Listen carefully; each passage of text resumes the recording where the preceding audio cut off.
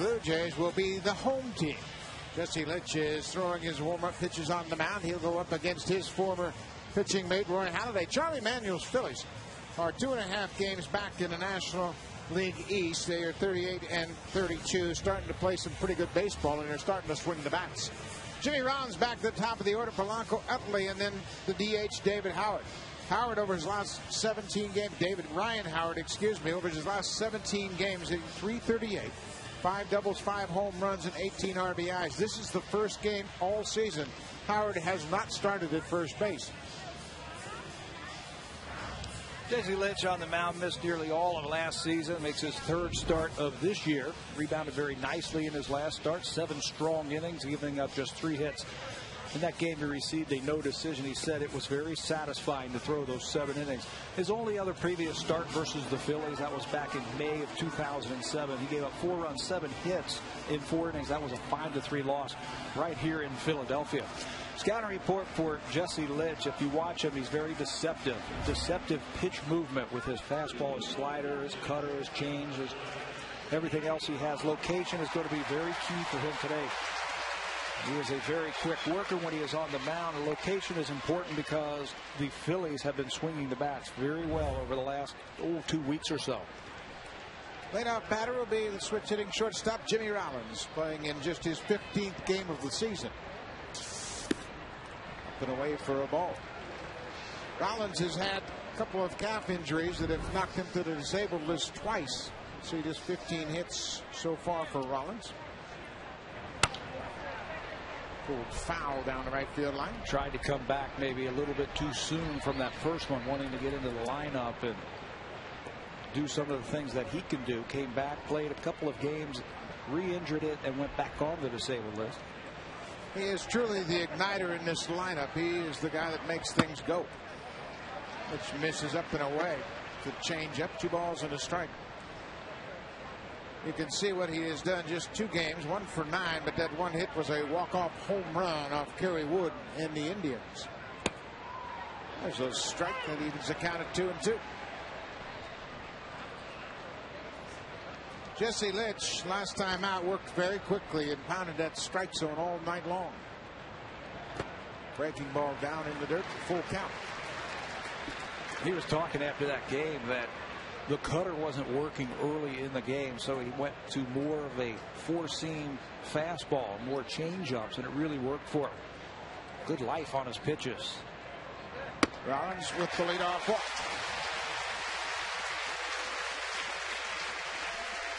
Defensively for the Blue Jays tonight here in Philadelphia, the outfield will see Adam Lind. Even with the disabled, the DH, Adam Lind is going to play in left field. He'll be joined by Wells and Fred Lewis over in right. Gonzalez and Hill up the middle, Hoffpauir and Overbay on the corners. John Beck behind the plate. And again, with the DH intact here in Philadelphia, Adam Lind is going to play left field, and Fred Lewis will swing over to right field and play for right field. Placido Polanco will bat in the 2 spot. Jimmy Rollins dives back in. Rollins is 2 for 2 in steals, and you have to imagine he's back in the lineup. He's ready to run. They have one of the best steal percentages in all of baseball the last few years to the Philadelphia Phillies. Polanco takes his strike. That's how you guard against the stolen base. Throw early strikes in the count, minimize the number of pitches Rollins can look at Litch. You know, the Blue Jays do a good job of holding runners and varying their speeds to home plate. They utilize the slide step very well. Litch is very quick to home. On the ground to Gonzalez. Flip to Hill for 1. Over to first base. In time. Double play.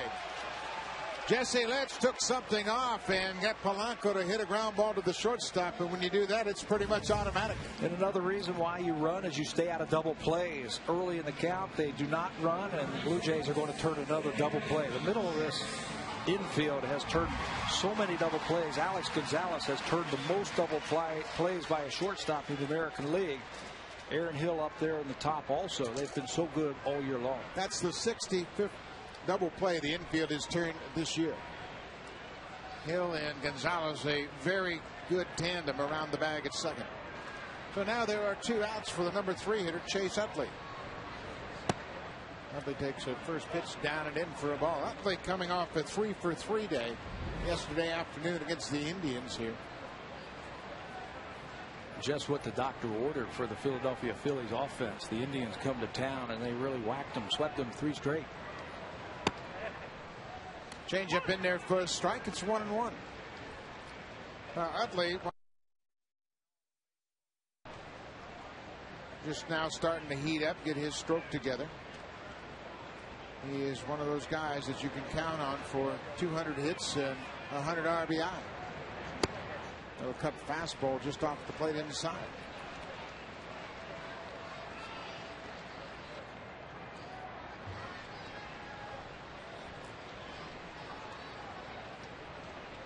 Two balls and a strike. 2 outs here in the first. Lifted into center field, and now the shortstop back in shallow center. Gonzalez makes the catch. A good first inning for Jesse Litch. The Blue Jays will bat bottom of the first, scoreless here in Philadelphia.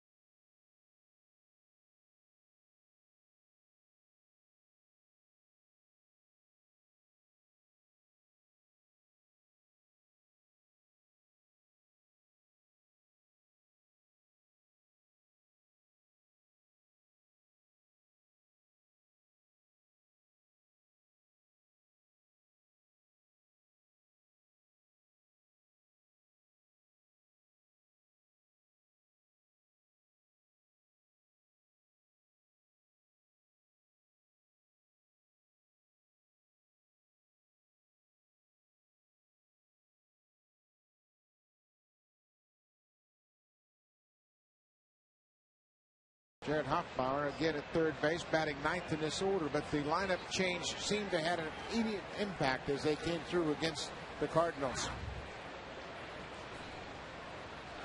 Fred Lewis will face Halladay. Swings at the first pitch and fouls it right off the foot of the catcher, Brian Snyder.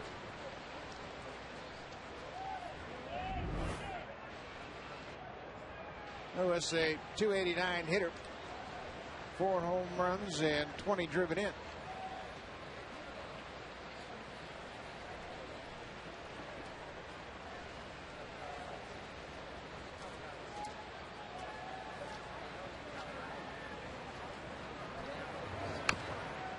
Ball down and in. That cut fastball in on the hands of Fred Lewis. Halladay ahead. He's going to have to make an adjustment because I'm sure that's where Halladay will live all night long against Fred Lewis. This is his first career start versus his team. Halladay has lost 3 in a row. Back straight back. That is hard to believe. He's lost 3 in a row as well as he has been pitching. 4th time in his career that he has lost 3 in a row, and he has never lost 4 in a row. Lost to the Marlins, the Yankees, and Minnesota in his last 3 starts. Pretty much the same Roy Halladay people have been used to watching pitch over the last 12 years. Rich Doobie, the pitching coach with Philadelphia, added a little bit of a changeup, but it's not that dissimilar. Doobie in the middle there with Charlie Manuel here in Philadelphia. Sinking fastball missed, down and in, 2 balls and 2 strikes. Using that changeup, they just want him to get off that hard stuff. One of the problems that Halladay has had in his losses is the Phillies haven't been able to score him any runs. He's lost 6 games this year. The Phillies have scored a total of 9 runs in those games. So unless you're throwing shutouts, you're not going to win too many of those. Tough to do that here in this ballpark also. Ball flies. There's Chase, the bad pitch, down and in. He goes down on strikes. Halladay has his first strikeout. Well, we have watched Roy Halladay for years in Toronto, so let's give a scouting report on him here tonight. Left and right. He is one of the only players in baseball that can make the ball go left and right so consistently and so hard. So you better be ready because he works quickly and he throws lots and lots of strikes. And you mentioned the changeups, Buck. More changeups coming from Roy Halladay. In his last start against the Minnesota Twins, they counted 20 changeups he threw against the Twins. Yeah, it's quite a departure. Everything in the past has been hard. Hard cutter, hard sinker, even the hard splitter. But again, like so many of the National League pitchers we have seen recently, working very quickly, keeping the hitter rushed. No time to get real comfortable in the box. We certainly saw that against the St. Louis Cardinals back at Rogers Center. Giants the same way. They don't leave that mound area. Stay right on top of the hill and get ready to throw your second pitch. Hit on the ground, but foul outside of third. Sato Gaston has tremendous admiration for Roy Halladay, having managed him and saw him as a kid and then saw him again later on in his career. But managers have a tendency to appreciate guys that work quickly, throw a lot of strikes, and win games.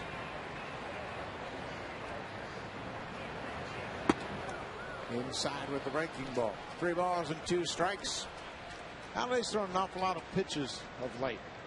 During this last run of 3 consecutive losses, thrown a few more pitches than we're used to seeing him throw.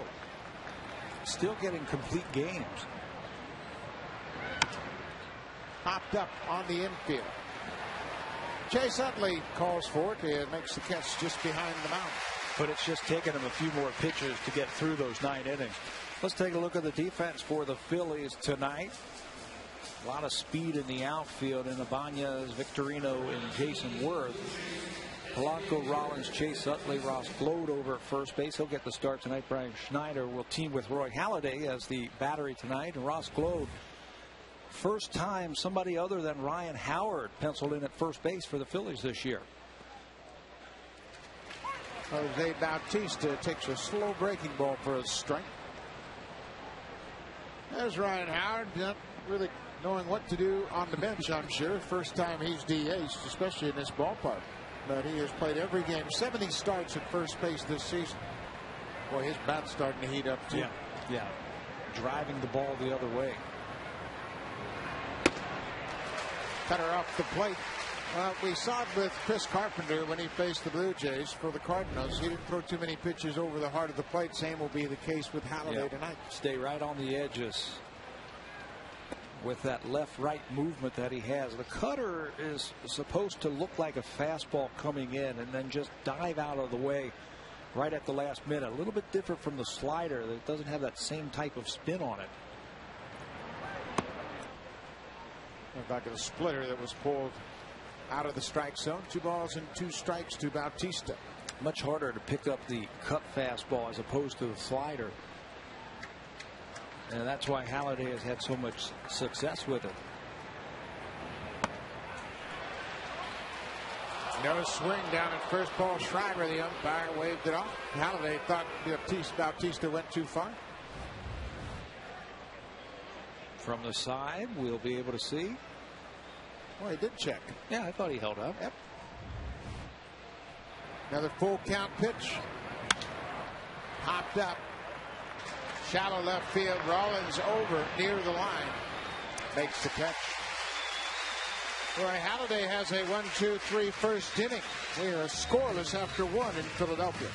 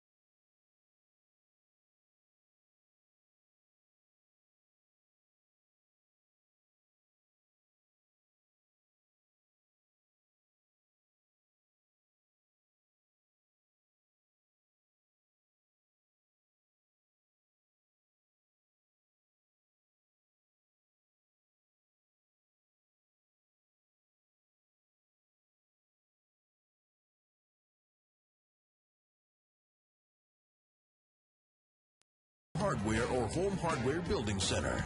Homeowners helping homeowners.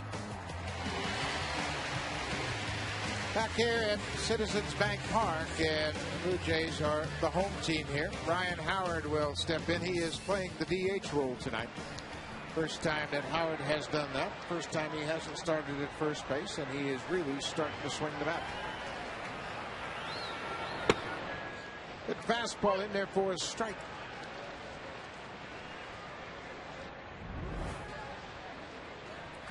Howard over his last 22 games batting .375.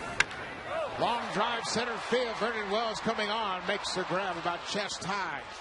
Ball starting to sink away from Wells. He had a good jump and made a fine running catch. That is what Howard has been doing over those last games that you were saying, driving the ball to left center and right center field, staying on it a little bit better. He's got great balance, great hands, drives the ball to right field, and that's an easy play for Vernon Wells in center. One out for Jesse Litch now, and he'll work to another former Blue Jay, Jason Worth. Worth, too, really starting to heat up. .444 on the current homestand, 8 for 18. You saw the great power numbers from Jason Worth. Production for an outfielder, there are his numbers over his last 12 that you were talking about. But when you watch him play, he is such a patient hitter at the plate. He is always amongst the league leaders in pitches seen per plate appearance. Really works the count, and when he gets his pitch, he's been putting a hurting on it. He's got so much leverage, and he can really drive the ball out to any part of this ballpark. He has truly become one of the more feared power hitters in all of baseball. Change up in there, which evens the count at 2-2.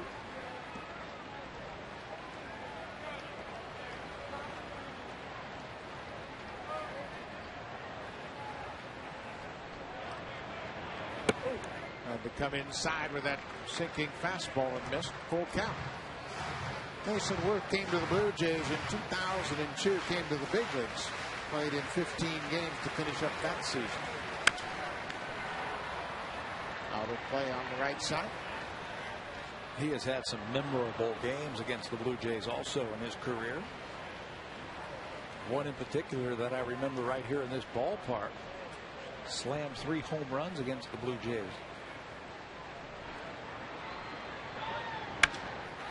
Driven to right field. That ball is hit a ton off the wall. Past Fred Lewis. Worth around first, now around second. He's headed to third to throw from Wells. Not in time. There's that great opposite field power of Jason Worth. Hit it off the top of the wall in right center. Ball carries really well here in Philadelphia to all parts of the field. But what made this a triple for Jason Worth is he didn't Cadillac it out of the box. He hit it and then ran hard, anticipating that the ball is going to stay in the ballpark, which it does. And when it bounces away from Fred Lewis, and both Fred Lewis and Vernon Wells with those long strides, here comes Jason Worth thinking 3, and he makes it with a good aggressive slide. Raul Ibanez, the left fielder, we're about infield drawn in with Worth at third and 1 out. First pitch strike.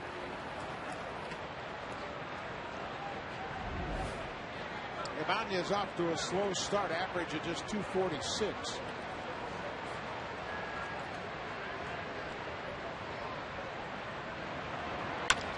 Back to Litch.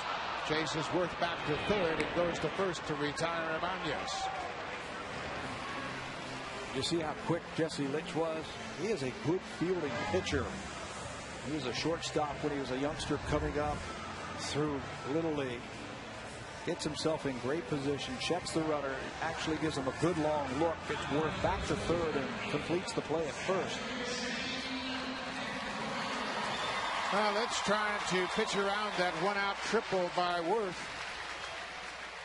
Worth's first triple of the season came with 1 out here in the second.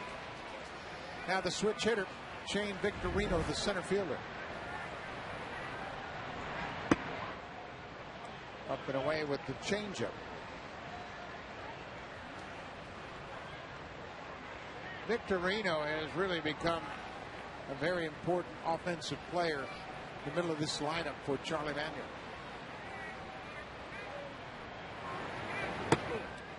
He can really run, and when Jimmy Rollins was on the disabled list, he hit the leadoff spot, had a lot of production in that leadoff spot. Charlie Manuel was telling me today that he likes him down in the lineup where he can utilize his speed in the bottom part of the lineup and his production. There's a strike with the changeup. Boy, that's one thing the Blue Jay pitchers all do. They throw that changeup anytime, even when they're behind. And Charlie Manuel knows, as a former hitting coach, how difficult that is for a hitter. And it's hard to get the ball in the air for home runs. That's why the Blue Jay pitching staff does not give up a lot of long balls. 2 balls and a strike to Victorino. That ball just upstairs. 3-1. Bruce Walt really done a great job with his pitching staff. The entire pitching staff, starters and relievers. But boy, the starters have really blossomed under his guidance.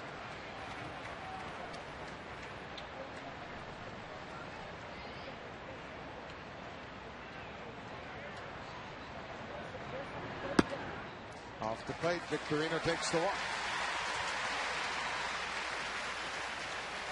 A 2-out walk will put runners into corners.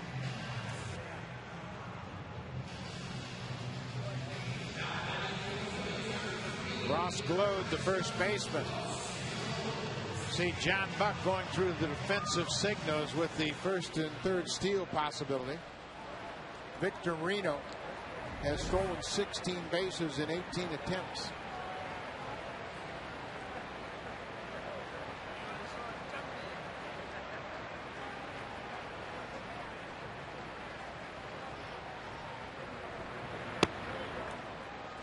Which misses down.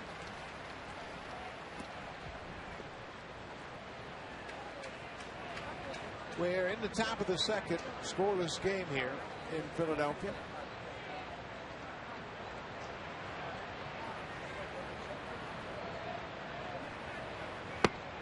Good changeup. A lot of late movement down and away from the left-handed hitter. Yeah, that's one thing about Lich's changeup compared to Ricky Romero's changeup, and you compare it to Sean Markham. All those changeups are different. One's hard, one cuts, one sinks.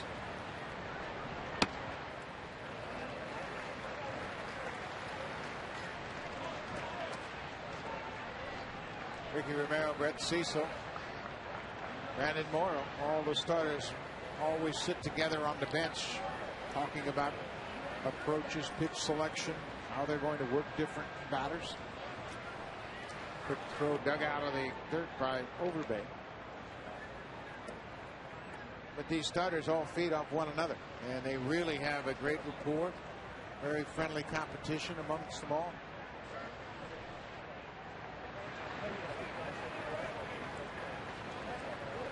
Two balls and a strike to Ross Gload.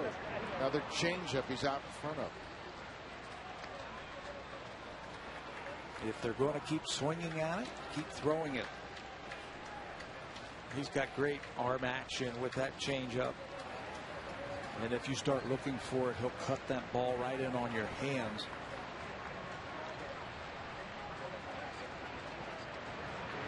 Victorino bluffs the ball, taken away. It's another full count. So it'll be a full count to Ross Gload. Jason Worth tripled with one out. He's at third. Victorino took a 2-out walk. He's at first. He'll be off on the pitch to Ross Gload. 3 balls, 2 strikes, 2 outs. Base hit left field. Jason Worth comes in. Victorino goes first to third, and the Phillies are out in front 1-0. Ross Gload delivering the RBI, his 8th of the season. He's a veteran, and he has been around. Ross Gload, not too many at-bats this year, just his 54th, but he gets a 3-2 pitch that he can inside out, and that's what you'll see from veteran hitters. Don't commit yourself so much with 2 strikes. Take what the pitcher gives you, and he comes up with a 2-out RBI single. So runners still at the corners with 2 outs. It'll be the catcher, Brian Schneider.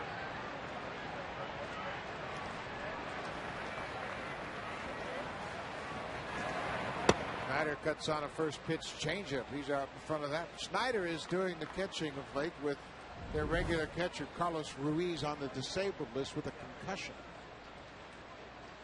Snyder making his 17th start behind the plate tonight.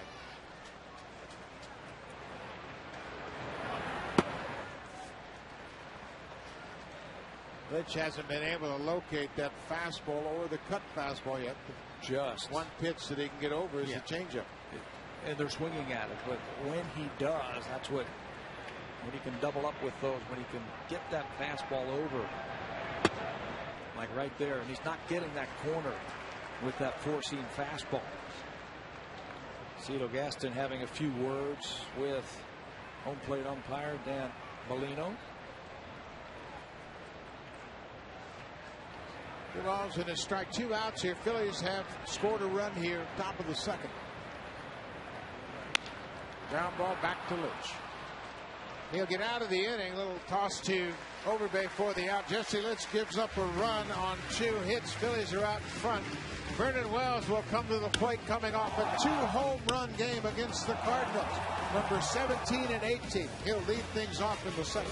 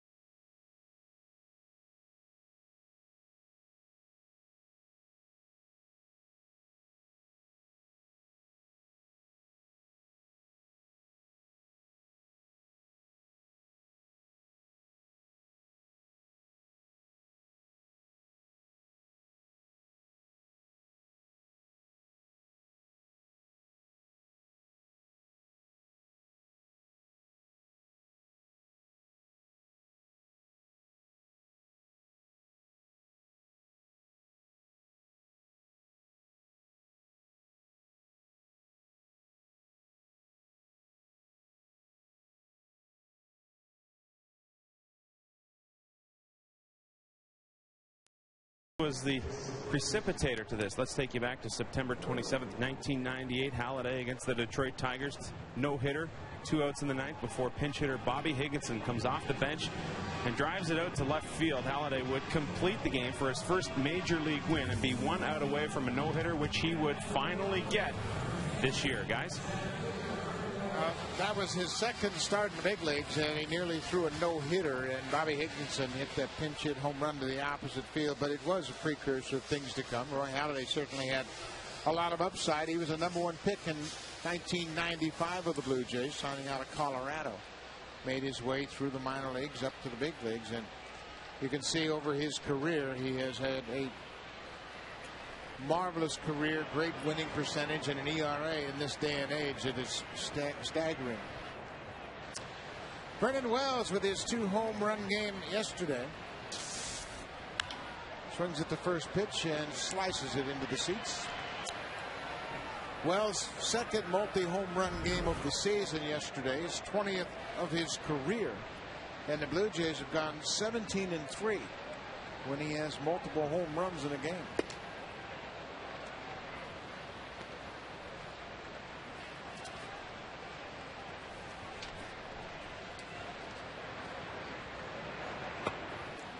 Splitter is down. 2 balls and a strike. Pretty good hit streak for Vernon Wells over 3 games. When you consider it was the Cardinals, Carpenter, Garcia, and Wainwright. Yeah, let's remember who the Blue Jays have been facing over the last 2 weeks or so. Some tough right-handers in Wainwright and Carpenter. Swinging a foul back over the screen. That was really interesting to see Halladay when he was a young pitcher. How different he looked on the mound. As this game goes along, we'll talk about that. Popped up into shallow right field. Utley out. Worth coming in. Worth near the foul line makes the catch. 1 out here in the second. When he first came up, it was right over the top And you could see everything. He also had that spike curve or the knuckle curve. But when he learned to cut the ball, sink the ball, and everything else he could do to the ball, that's when he became an elite pitcher. Adam Lind bats with 1 out. That's on the first pitch. Halladay truly over the top through 97. That big spike curveball was difficult for him to command. And then he made the transition to a cutter sinker pitcher with a tight breaking ball. Threw a changeup, didn't he? Split changeup. Split change, knuckle curve, fastball right over the top, strike. Basically 3 pitches he had. Now it seems like he has 5 or 6. And he'll throw them anytime, anywhere. And that was the splitter there. You can see the late movement at 85 miles an hour. And he'll grab that ball with the split grip when he comes set.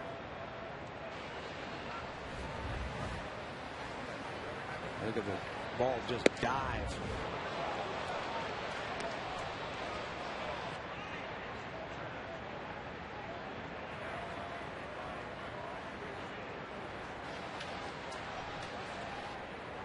Two balls and 2 strikes to Adam Lind. Popped up. Second baseman Chase Utley moving back on the dirt and makes the catch. 2 up, 2 down here in the second. When Halladay is rolling along, he'll get a lot of ground ball outs. But tonight, every ball has been in the air. That's a dangerous thing in this ballpark because this is a hitter-friendly ballpark, and the ball will fly out of here. His last few starts, we talked about it in the opening, where he couldn't get the ball down. Yeah, the Yankees hit home runs against him. With another ball in the air. This one into shallow center. Utley, Rollins, Utley will make the catch. Halladay gets 3 pop-ups in the second inning. A lot of balls in the air, and even the fans are getting involved here. Vernon Wells, nice catch by a fan. Who needs a glove?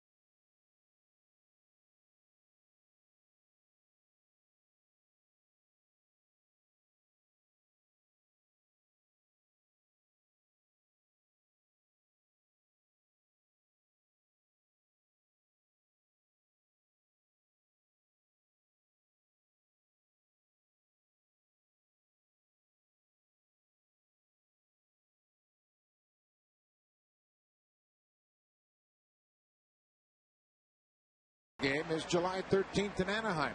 Vote for your favorite Blue Jays players: Vernon Wells, Jose Bautista, and Alex Gonzalez. Cast your vote at BlueJays.com. Fans are allowed to vote a maximum of 25 times per email address. Vote early, vote often.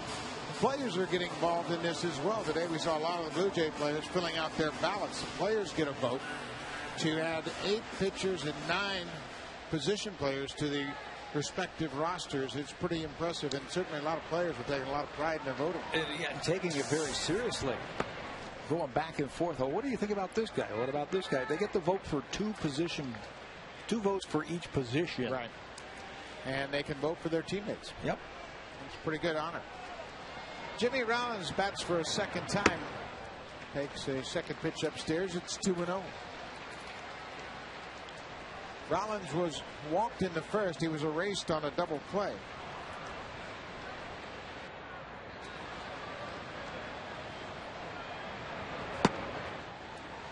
Fastball down, 3-0.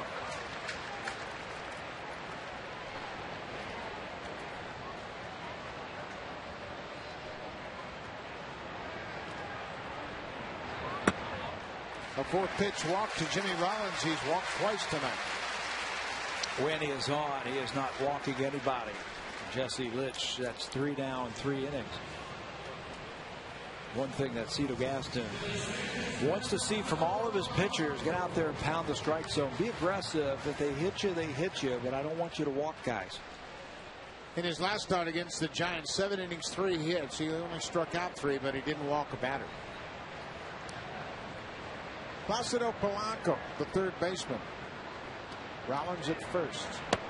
There's a strike. According to Bruce Walton, the pitching coach, Jesse Litch had a real good side session. They've made some minor adjustments with his 2-seam fastball, changed the grip on his changeup a bit, and they're just trying to rebuild Jesse Litch back to where he was in 2008.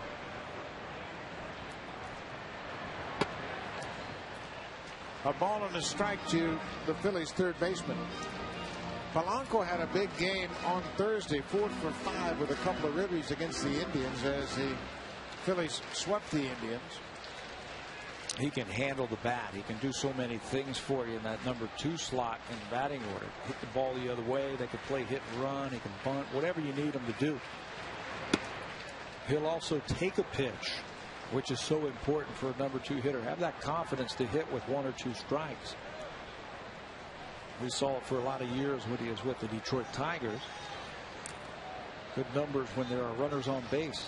You can see he chokes up on the bat handle. He has good bat control and certainly focuses when he's got runners like Rollins on base ahead of him. 2 balls and a strike to Polanco.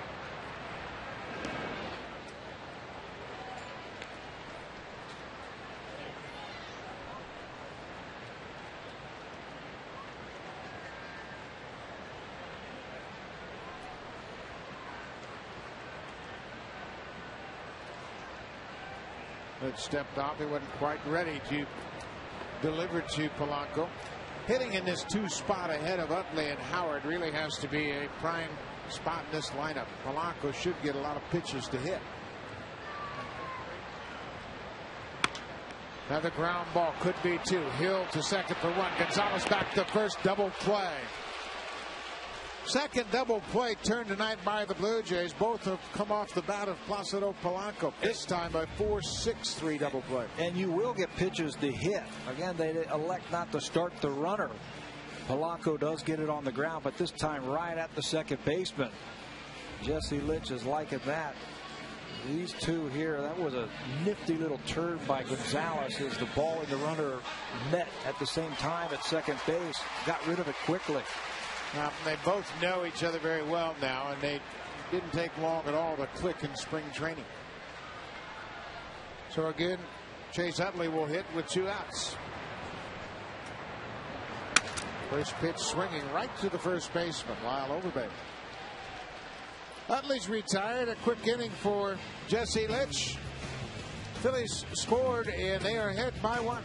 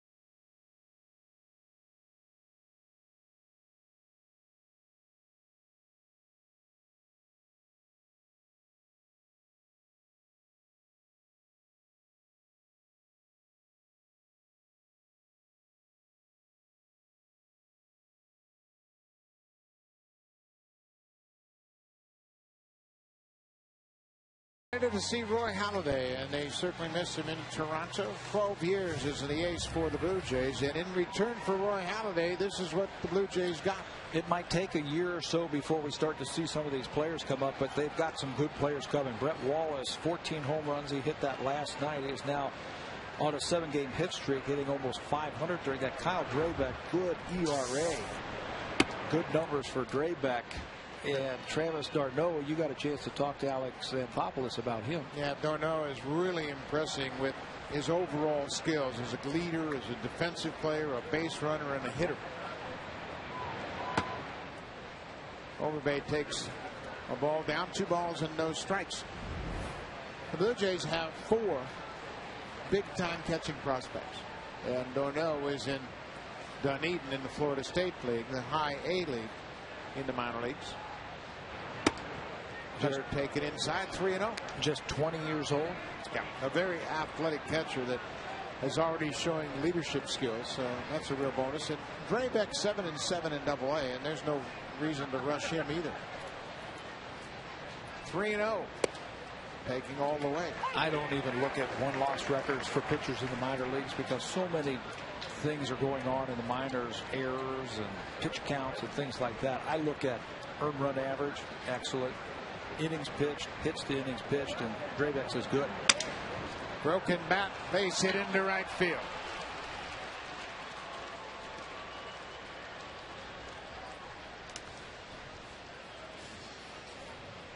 Reliability, resale value, and race-proven innovation. Get it all plus 0.9% financing and a $500 gas card on new Civics during the Honda Checkered Flag event. While Overbay with the first hit against Roy Halladay leads things off here in the 3rd. It is 1-0 Philadelphia. And if you're surprised by the white uniform of the Blue Jays here in Philadelphia, they are the home team in this series. Halladay from the stretch. Cut on and missed by John Buck. John Buck, great start to his season. 13 doubles, 12 home runs already this year. His career high in home runs, 18. Came a couple of years ago in Kansas City with the Royals.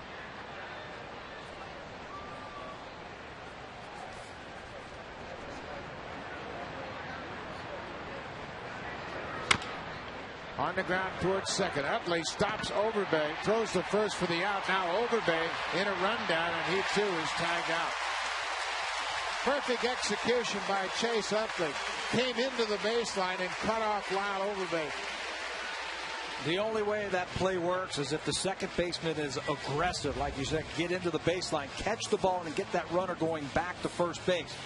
Lolly pops it over to first, and then Glow does the rest. The only thing a runner could do in that situation is slide into the fielder. Take the speed out. Yep. Take the speed out, and you'll get the 1 out, but you won't have the 2. Well, we've already had 3 double plays in this game tonight. Jared Hoffpauir swings at the first pitch, hits it right to Rollins. High throw, but in time to retire Hoffpauir. A very quick inning. Leadoff base hit at race. Phillies up 1-0. End of 3.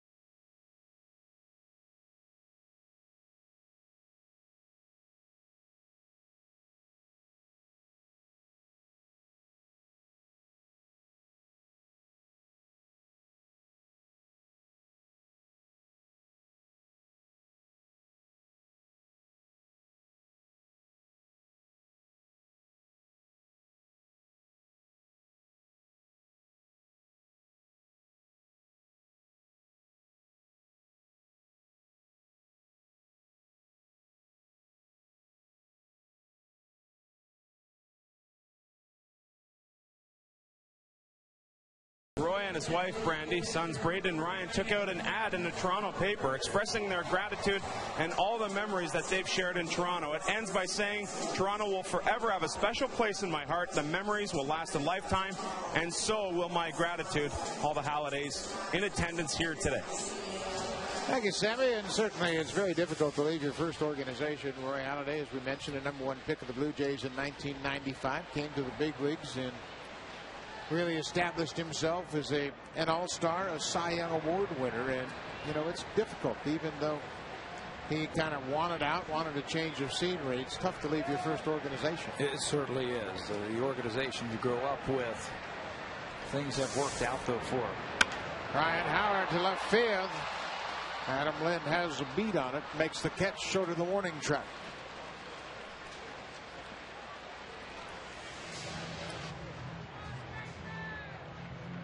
Jesse Lynch has taken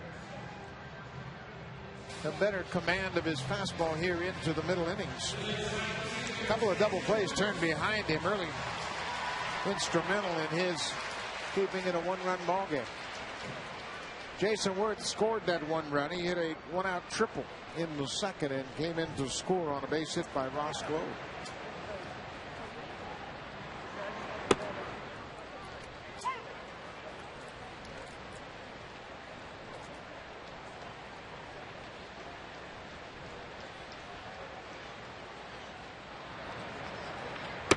Up and in, evens the count at 1-1. He mentioned the adjustments that Bruce Walton has made with Litch. They've just rotated the ball a little bit back in his hand with the two-seamer, trying to create a little more downward movement on his two-seam fastball. And he has had a very good changeup, but they've wanted to alter that just a little, moving the ball a little bit forward in his fingers so he doesn't have as much as of the seam. Surely worked last time. There's a changeup on the corner. 2-2. Well, that's the one thing. You cannot just say, okay, here's how you grip a slider, here's how you grip a changeup, and here's how you grip a four-seamer. Every pitcher's hand is different. Different fingers, bigger palm. They have to make adjustments according to their own feel and their own touch. And that's why you constantly tinker with it, work with it, try different things, trying to reinvent yourself. Bruce Walton is very big on that. So is Rick Langford. They talk constantly. 3-2 to work, queued off the end of the bat. Well, and that's one thing too. You get younger pitchers, they're a little more open to change. They'll just kind of go with you. Roy Halladay is a perfect example of that. Wasn't having a lot of success the way he was doing things and made a dramatic change. Sharply hit into left field. Jason Worth has his second hit of the night. And he's hot. 3 hits on Wednesday, 3 more yesterday, and he's 2 for 2. Ringing triple to right center field, works the count again to 3-2, and then rips a pitch into left field. Anytime you can see a lot of pitches like Worth has seen here tonight, you're going to have a lot better idea what you might have to deal with. So a man aboard with 1 out now for Ibanez. Raul Ibanez hit a comebacker to Jesse Lynch in the second.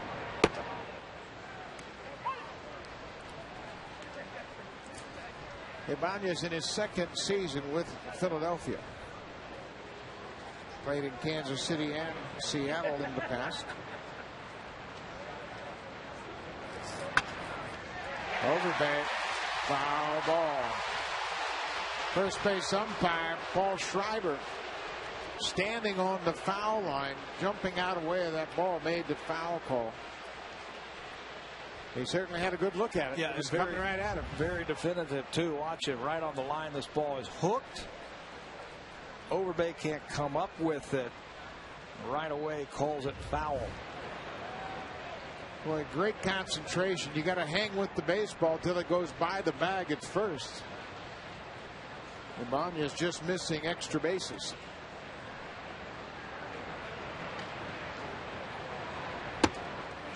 Curveball snap throw to first, not in time. We're just back ahead of the tag of Overbay. Saw that a couple of times from Jose Molina in yesterday's ball game. Left-handed batter at the plate. The runner gets out there and he loses track of where the catcher is. He's blocked by that batter. Now Buck tries to snap throw behind the batter and he almost picks off Worth. A ball and 2 strikes. Up and away. Changeup got away from Litch.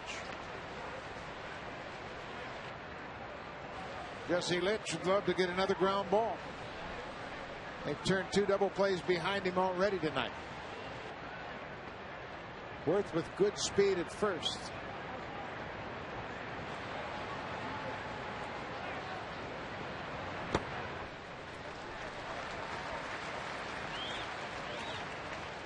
Litch certainly doesn't have the same command we saw last time out when he pitched against the Giants. Doesn't look like he has the movement, because remember all the check swings from the Giant batters. The movement, the late life. 3 balls, 2 strikes, 1 out. There goes Worth. Pitch fouled back. This is where you have to battle him. You know you don't have your good stuff. Brandon Morrow talked about that a couple of starts ago. I knew I didn't have my good fastball, so I had to compensate by using other pitches. Litch seems to be doing that. Throwing off-speed pitches. He has a good changeup tonight. Well, Litch battling Raul Ibanez here. Phillies are out in front 1-0. Worth at first. There he goes. Tapped foul. Well, I think that's one thing that Bruce Walton has challenged his pitchers to do. Go out there, and if things aren't working your way early in the game, what are you going to do? Pack it in? So you got to make adjustments. Figure something out. And he continues to challenge them to pitch deep into the game. And what I don't want to see, he tells his pitchers, is you going around there and just nibbling. I want you to be aggressive in the strike zone. Another full count pitch. Throw to first base. Worth has run on the previous payoff pitches. There's 1 out here in the 4th.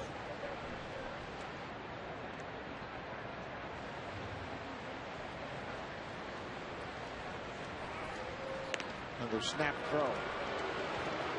Great atmosphere here tonight. A lot of anticipation of Roy Halladay pitching against his former team. Philadelphia is starting to gather some momentum in their National League East race. Great night here in Philadelphia.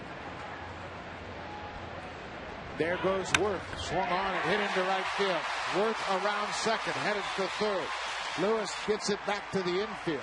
Ibanez, his first hit of the night. First and third Phillies.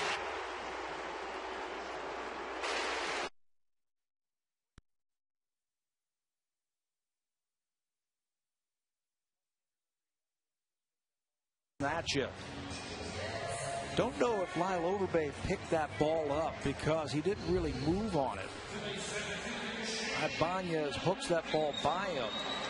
Looked like he might have had a shot at making the play, but it's in the right field. Worth goes first to third. Philadelphia is the Anaheim Angel type of base running team that we see in the American League. Very aggressive, always anticipating first and third opportunities. Shane Victorino, first pitch swinging. Only 1 play for Hill. That'll be the first, and Worth comes in for a second time tonight. 2-0 Philadelphia on the ground ball off the bat of Shane Victorino. You have to respect the speed of Victorino, and you have to get an out. Mason Worth does a good job of breaking right away as soon as that ball is on the ground, so Aaron Hill can't come in and make the play there. Really doesn't have a play at second base, so he gets the sure out over at first. Ross Gload with an RBI single, his first at bat. Ibanez at second now with 2 outs.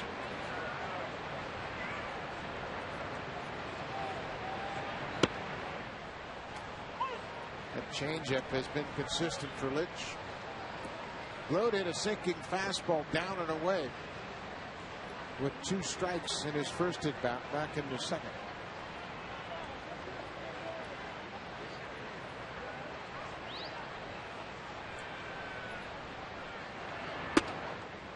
Pushed him back with a fastball.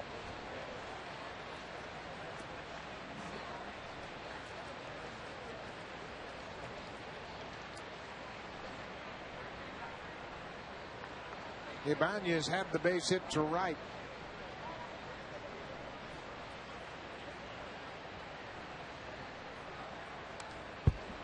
Fouled off right off his fists. A ball and 2 strikes to Ross Gload. This is where that cut fastball would really be an effective pitch for him, but Litch hasn't had that command tonight. He hasn't had the command. He's had good velocity with that cutter, but he hasn't had good command with it, and he's just missing with his four-seam. But when he sets up the hitters off the changeup with the four-seam fastball, he has just missed off the corner. A ball and 2 strikes. Tried to run it upstairs, and Ross wouldn't chase.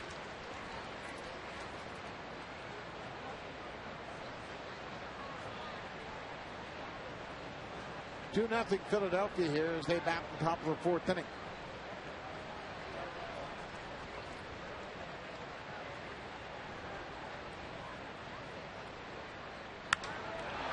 High ball right field. Fred Lewis back to the warning track at the wall, makes the catch.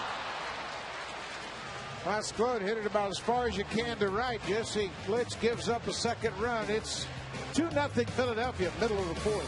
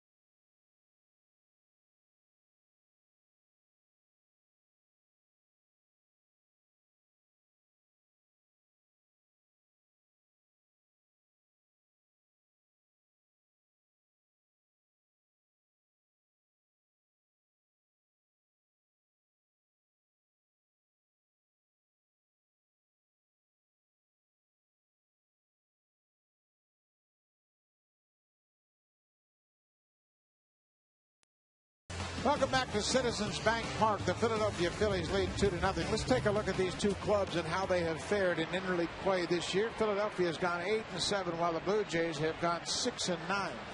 Phillies have played Boston, where they've lost 4 out of 6 to the Red Sox. They've played the Yankees, Minnesota.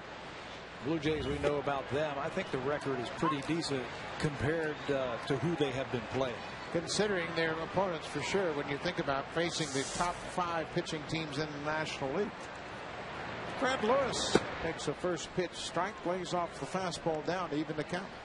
Lewis struck out on a Halladay cutter in the first. Halladay has faced the minimum.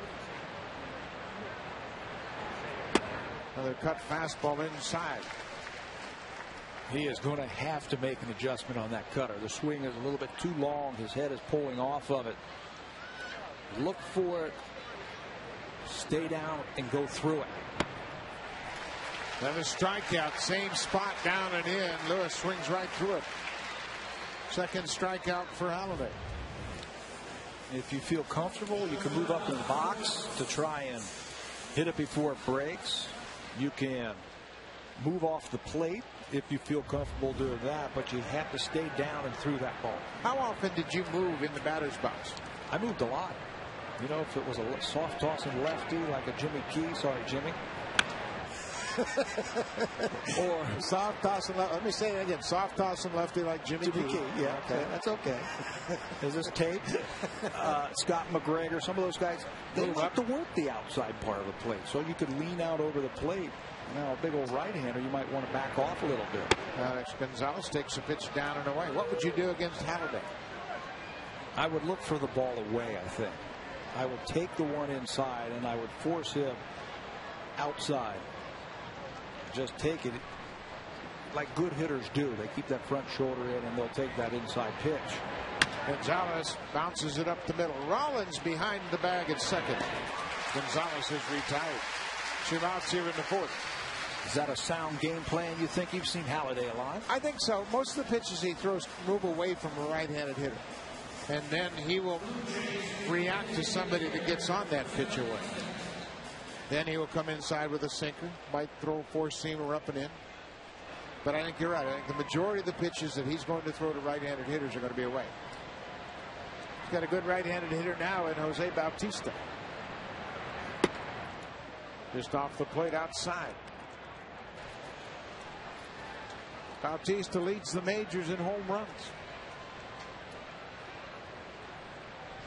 Even for right-handed batters, if they throw it on the inside part of the plate, what are you going to do with it? Foul it off your foot? Pull it foul? Just hope it doesn't hurt your hands. Pitch away, driven into center field. Victorino on the run, and he's not going to get it. Ball bounces over the fence in center for a ground rule double. There was a pitch away, and Bautista stayed on it. He was telling me the other day that he feels like pitchers early in the count are throwing him away. That time, third pitch of that sequence, he looks for it away, stays on it, drives it over the head of Shane Victorino, the center fielder.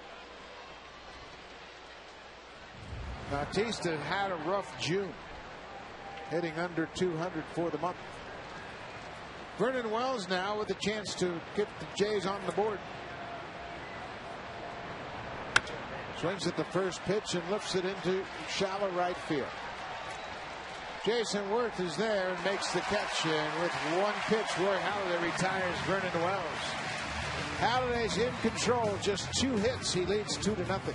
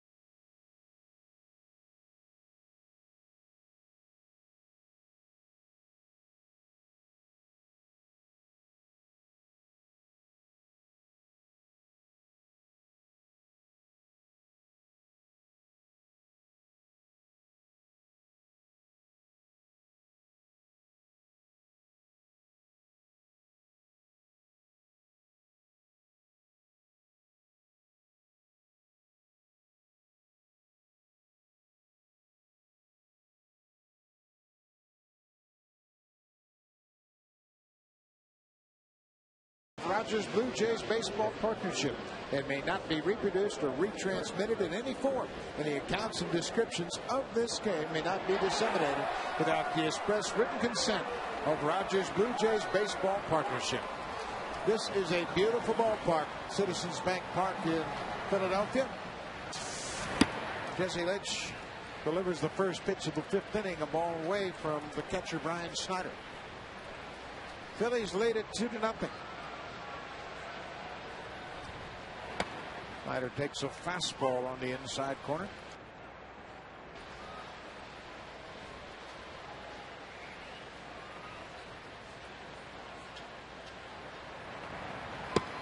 Boy, that good changeup. It's got a lot of late life to it. Throws it with a great arm speed. And I think that is what has allowed him to be successful against lefties. Fastball ripped into right field.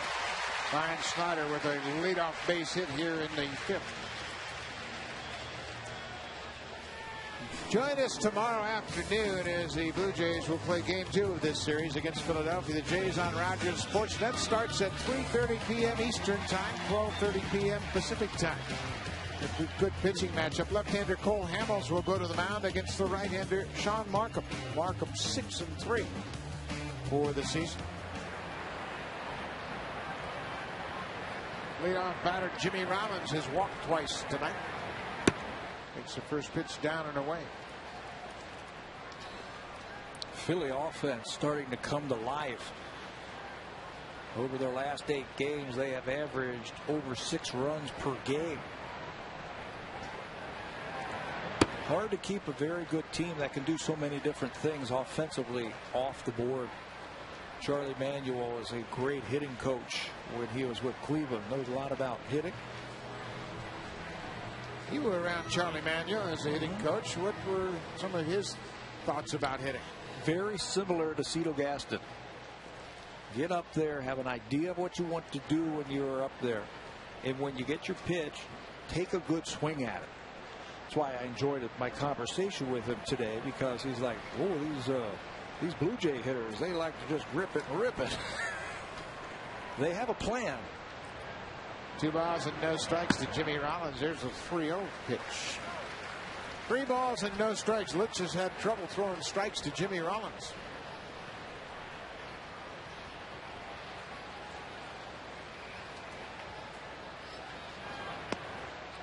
Another walk. 3 straight walks issued to Jimmy Rollins. 4 in the ball game now by Litch. First and second, nobody out here in the 5th. And the dangerous part of the order coming up. Litch has been able to minimize the impact of the walks to Jimmy Rollins. He's gotten Placido Polanco to hit into 2 double plays tonight. And that's why we might see him try to sacrifice. He does not have a sacrifice bunt this season. Not showing bunt, takes a pitch down and away for a ball. Well, much like Cito Gaston, Charlie Manuel's not a big bunt guy. He was a hitter when he played. He loves to see his hitters swing the bat, especially in this ballpark. And and I'm sure you've played with guys like that who are more comfortable hitting and running than bunting. Julio Franco was a great hit and run player, couldn't bunt. Fouled off the end of the bat. Cito Gaston had a shortstop, Manny Lee, that he would have hit and run because he tried to get Manny Lee to bunt. He couldn't do it. So when he had a situation like this, he would start to runners. Lee could put the bat on the ball, but he couldn't sacrifice. If he got himself into account, I think that's why this pitch is very important. You don't want to go to 2-1, then Charlie Manuel can do some stuff with his runner. A ball and a strike to the Phillies' third baseman.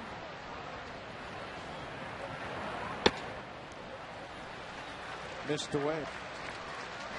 Now you got Snyder, the catcher, at second base. Rollins, the shortstop, at first. Nobody out here in the 5th. Phillies lead it by 2.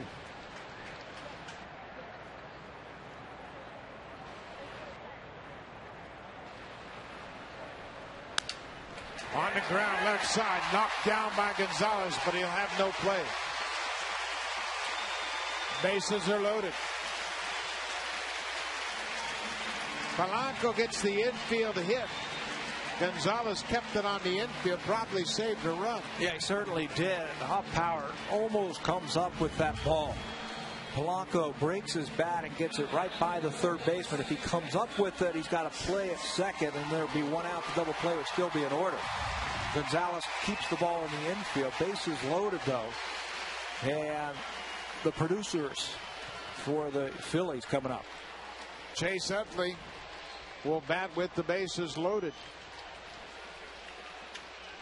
Nobody out here in the 5th.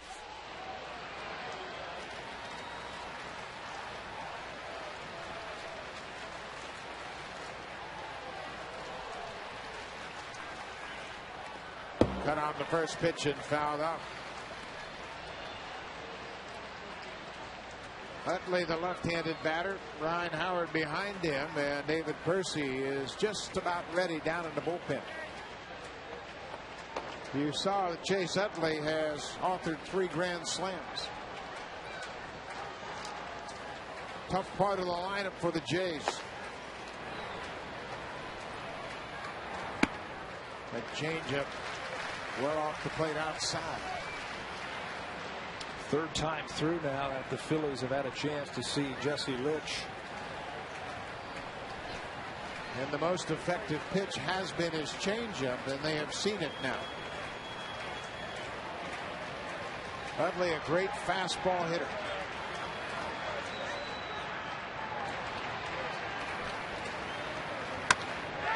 Ripped down the first base line, but foul.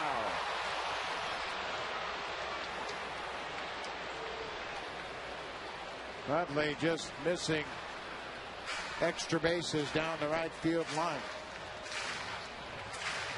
What makes Chase Utley so dangerous is he is so quick on the inner half, just out of the reach of Lyle Overbay, and just foul down the right field line. Utley, not a lot of movement at the plate. He's got great hands.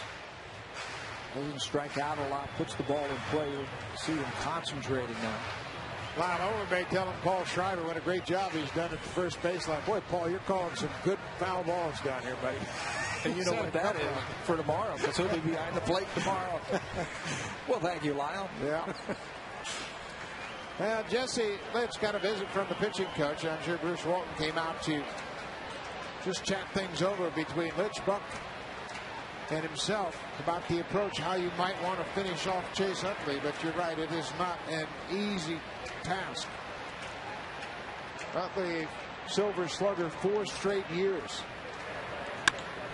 Center field base hit. 1 run comes in. Snyder is in. Jimmy Rollins now waved home, but nobody can see it. They stopped Rollins at third as Wells got to the ball. But the Blue Jays assumed he was going to score. Once he stopped, saw the ball going to second, he came in to score. Utley gets 2 RBI on the single to center. Watch the short swing. Cover the plate, don't strike out. Ball hit right at Wells on a bounce. Double clutches, and here's what the play you're talking about when the ball is cut off by Aaron Hill. Jimmy Rollins had stopped at third base. He put up the stop sign. He had stopped. But when he saw that ball was going into second instead of onto home, that good speed, he scored. Well, Cedar Gaston is called down to the bullpen, and he'll bring in David Percy. Jesse Litch is out of here with nobody out in the 5th. Phillies up 4-0.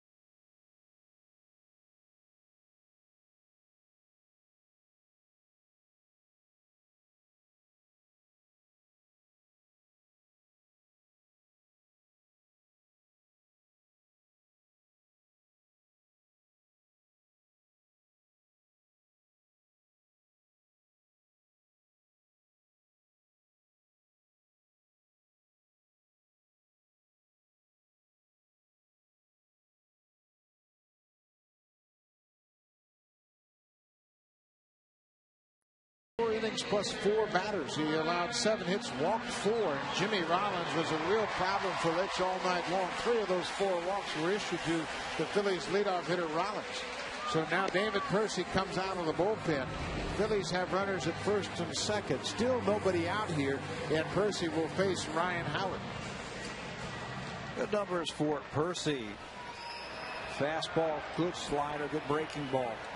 Basically, that is what you're going to get. We saw him 3 days ago in a mop-up role through an inning against St. Louis, had a couple of strikeouts. And the first batter that he will face will be another producer for the Phillies, Ryan Howard. Big Ryan Howard will bat. Nobody out here in the 5th.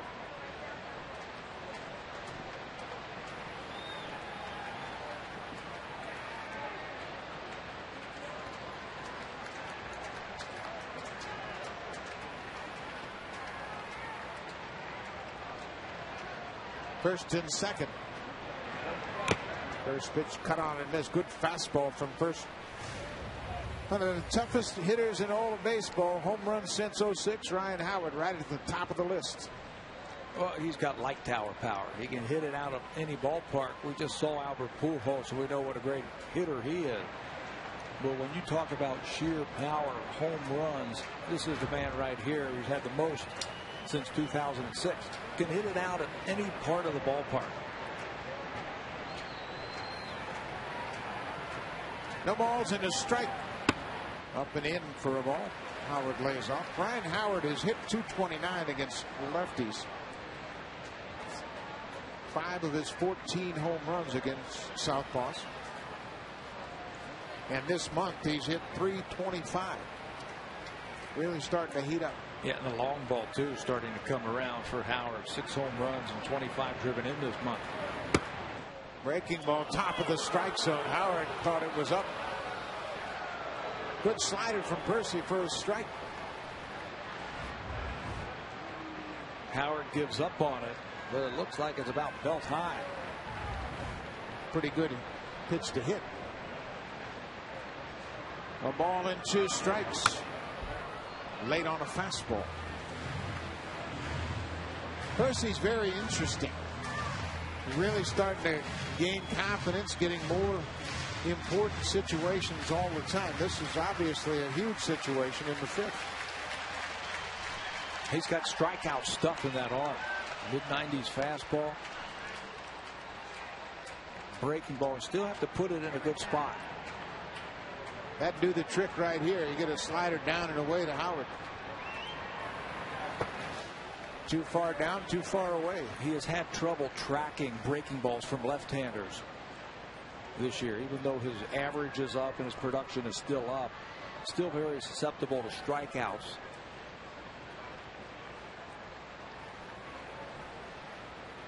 '73 strikeouts for Howard. 2-2 pitch. Driven into center field. That'll get down in front of Brennan Wells.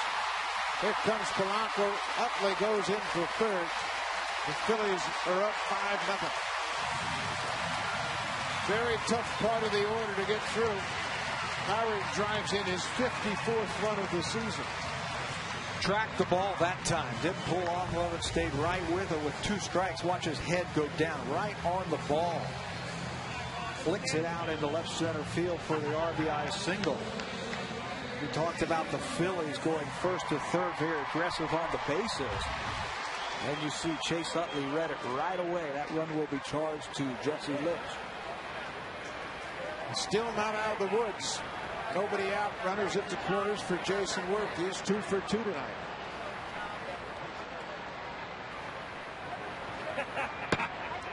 Fastball upstairs.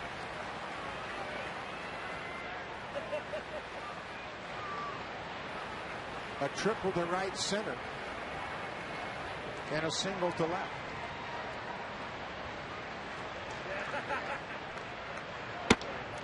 Two balls and no strikes.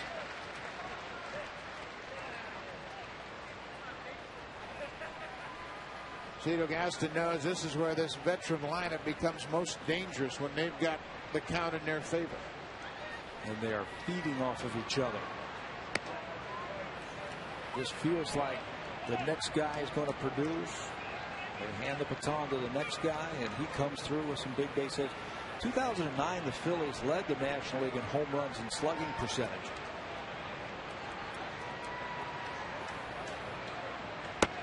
Three balls and a strike. The Phillies have been to the World Series in back-to-back years. They lost to the Yankees in 6 games last year. They beat Tampa Bay in 2008. This is a veteran club that's got pretty good pedigree. World Series champs in 08. Ground ball wide of third.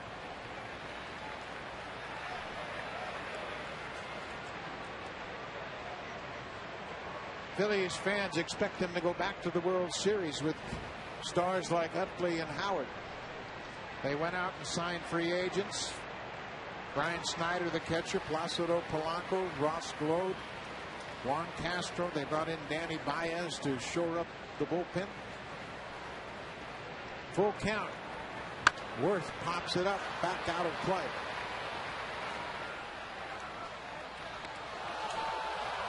Blue Jays are being tested.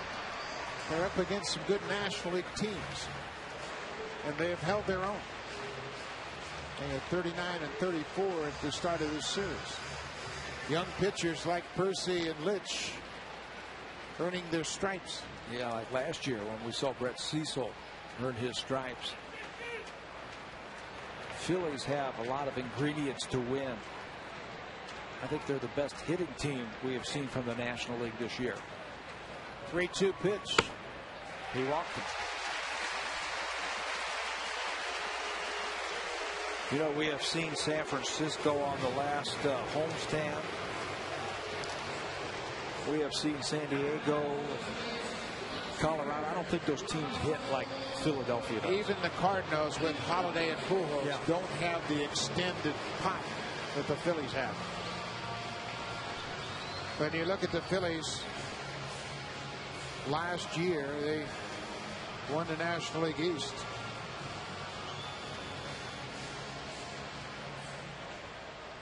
Won 93 games a year ago.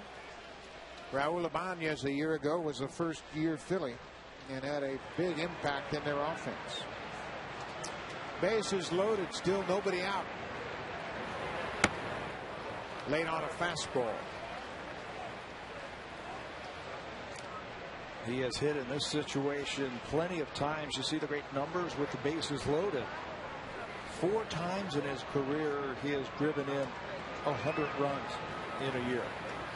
And to do that, you have to be able to hit in these situations.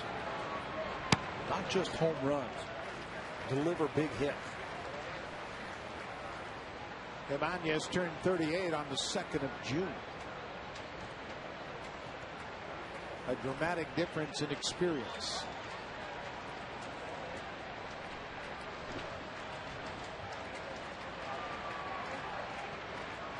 A ball and a strike. Popped on the infield, and Hoffpauir cuts in front of Gonzalez to make the play. First out of the inning.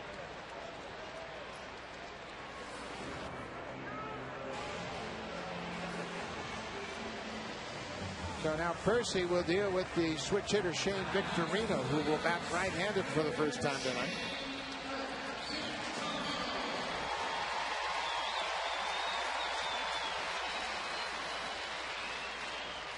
Victorino, another product of good scouting by the Phillies. He's a Rule 5 player they acquired from San Diego. Wow. That's what it takes to have a good organization. Find players any way you can. Bases loaded. 1 out. Popped up. Shallow center field. Vernon Wells on the run. Utley tagging at third. He comes down the line, but he'll stop halfway as the ball's cut off. Good pitch by Percy. He got that heavy fastball that can get in on the hands of hitters so they can't extend through it. Got Ibanez to pop up weakly to third base. Victorino shallow center field. Well, David Percy's done a good job so far. Now he's got a left-handed hitter with a chance to get out of the inning, minimizing the damage. He gave up an RBI single to Howard, walked Jason Worth, but then got Ibanez to pop up. And Victorino, now Ross Gload with 2 outs. Late on a fastball. You can see why the Blue Jays are so encouraged by the development of David Percy. We've had some funky hacks by the Phillies this inning since he has come in. He gave up the flare single to Howard, walked Worth, and then a couple of pop-ups. No balls and a strike. 1-1. And Percy advances to the point where he can command that breaking ball down and away to left-handed hitters like Gload, then he's really going to be a challenge. Not only to left-handers, but to right-handers as well. He'll be able to pitch more. Right now, he's just got great stuff and throwing pitches by some of these hitters. They're late on them. When you come out of the bullpen, you only need 2 pitches, I think, to be successful. Good pitch there. Just off the plate. 2 balls and a strike. Well, the reason you only need a couple of pitches out of the bullpen is you're probably only going to face the lineup once. Might get you 3 innings at most. But I think Percy's projected to be a back of the bullpen kind of guy. 2 balls and a strike. Popped him up. All these good hitters are having a tough time getting around on Percy. Yeah, picking the ball up and getting back started. The foul balls that we are seeing are the other way. Well, Percy should stay with the fastball here. Gload got that opposite field base hit in the 2nd inning on a pitch away from him.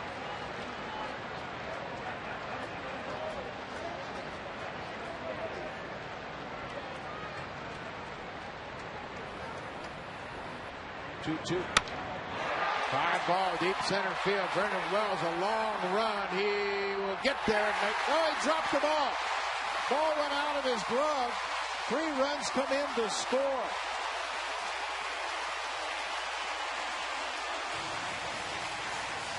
Ross Gload clears the bases on a ball that went off the glove of Vernon Wells in center field. Looks like he got there. Yeah.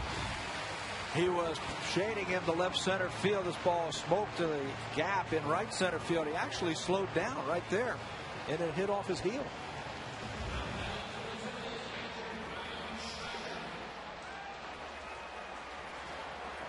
No ruling from the score yet, but he certainly got to that ball, and you're right, he kind of slowed down. It'll be a 3-run double for Ross Gload. The Phillies have scored 6 here in the 5th. Percy so close to getting out of the inning. Wells had that long run to the warning track in right center, but got his glove on.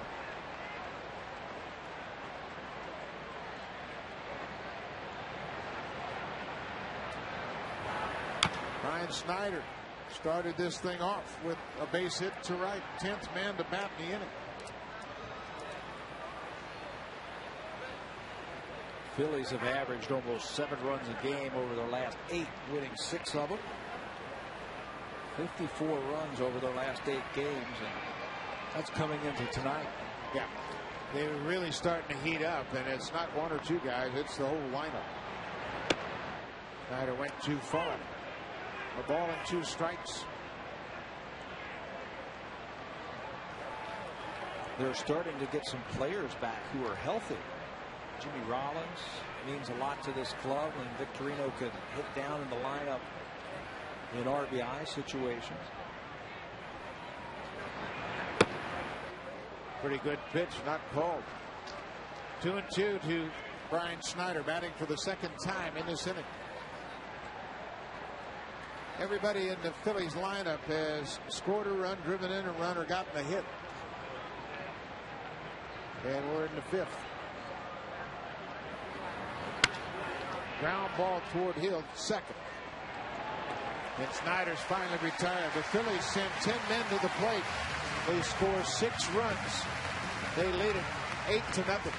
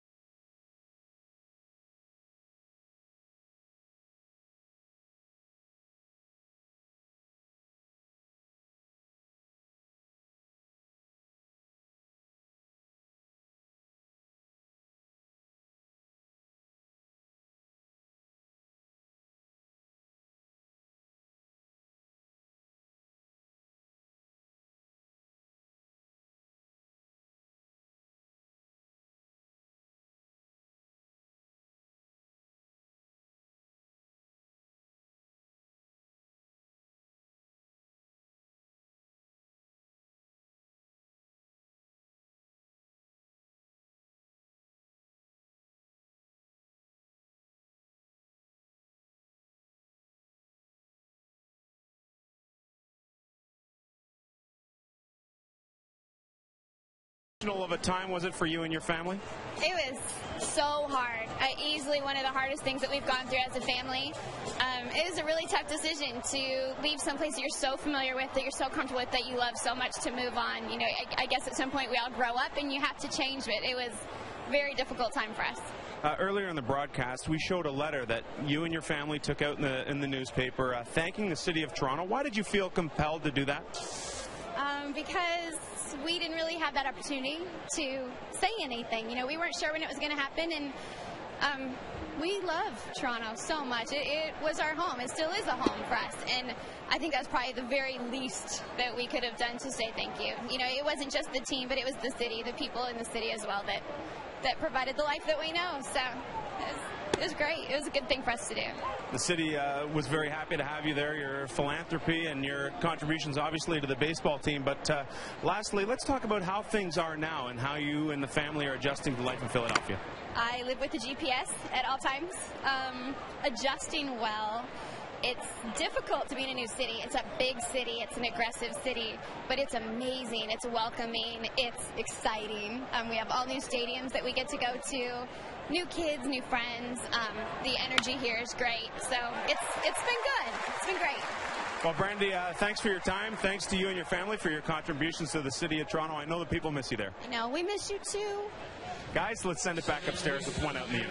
Thanks, Sam. Adam Lind line to left to the third baseman to start the 5th inning. The Blue Jays have been able to get just 2 hits off Roy Halladay, and he has been staked to an 8-0 lead. Aaron Hill bats with 1 out here in the 5th inning.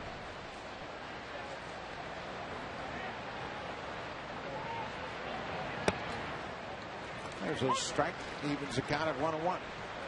Halladay certainly established himself as a premier pitcher with the Blue Jays. 12 seasons. He won the Cy Young Award there.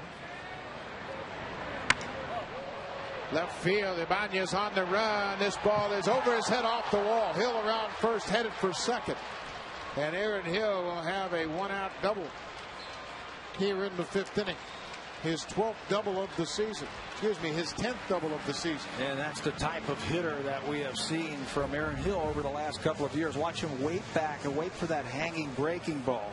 Doesn't overcommit, uses his hands and rips it off the wall in left field. Ibanez aggressively trying to make the play for his pitcher. Comes up empty. But you're right about Halladay. I mean, what a pleasure to watch him over the last 10 years or so.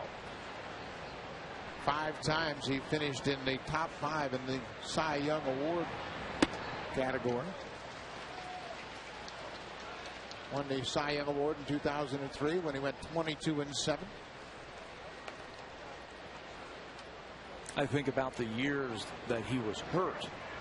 Remember the line drive off of his leg that Kevin Mensch hit from Texas? I thought that year he was throwing better than he did in his Cy Young year. Yeah. Got that line drive that broke his leg and knocked him to the disabled list. Lyle Overbay with the ball in the strike. Quick finger pitch foul back. Well, when you see Halladay now, certainly he has set a standard of routine and regiment, consistency in between starts. The work he puts in obviously prepare him for every fifth day.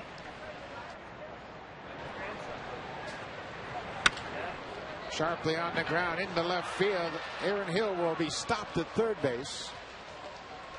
A double and a single now with one out here in the fifth. 2 hits now for Lyle Overbay, his ex-teammate.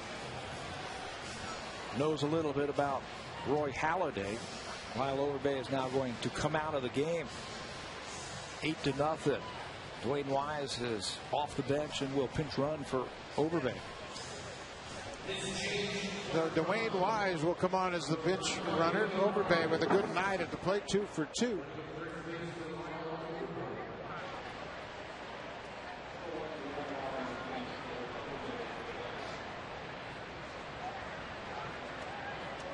John Buck, the catcher, takes the first pitch up and away. Runners at the corners, 1 out here. The Phillies lead at 8-0.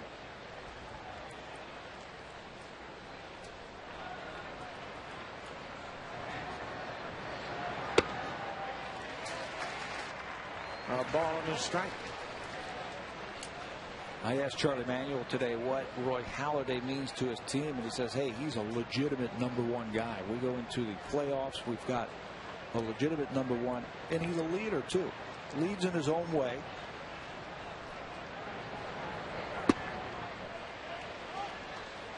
More by example. Yeah, it's interesting you mentioned that because there are a lot of different ways to lead, and certainly we were seeing some of the young leadership skills of a Sean Markham on this team, how he goes to other players like he did with Morrow in Boston and talked about some delivery issues he saw. Halladay just sets a high standard in the example. John Buck fouls it, and that ball will settle into the seats along the right field line. Doesn't go about it talking to players. He sets the example, sets the bar high, gets here early. Everybody knows about his workout routine, his regimen, his film work, his preparation. Young pitchers can watch and learn from that. 2 balls and 2 strikes. Off the plate outside, Wise steals second base. He was off on the pitch, got a great jump, no throw.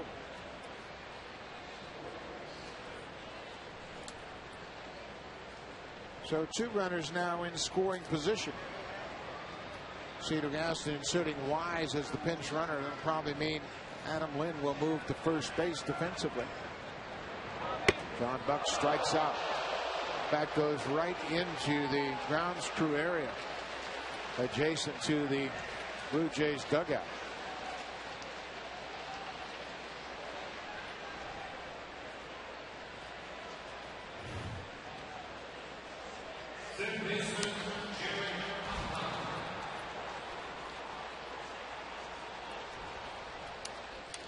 Two outs now in the fifth inning. Runners at second and third. Jared Hoffbauer, the third baseman.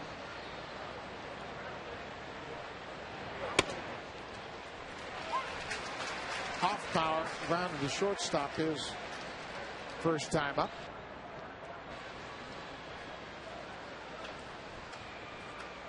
Playing in just his 4th game with the Blue Jays since being called from AAA.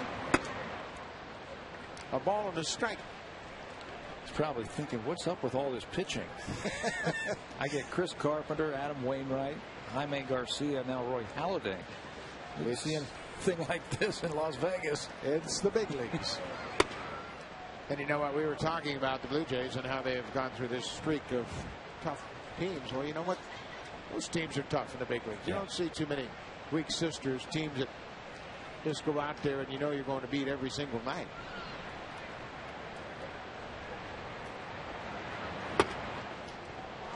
Three balls and a strike. Phillies starting to gather some momentum in the National League East. A little bit of a topsy-turvy division. The Atlanta Braves have put together a hot streak, and they have taken the lead here. Outside corner.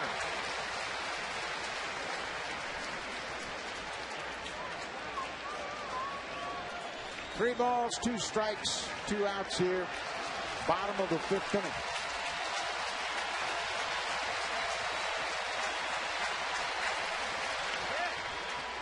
Grounded up the first baseline. Globe steps on the bag, and Hoffbauer's retired. Roy Halladay stands a pair of runners. We've played 5 innings here in Philadelphia. It's all Phillies.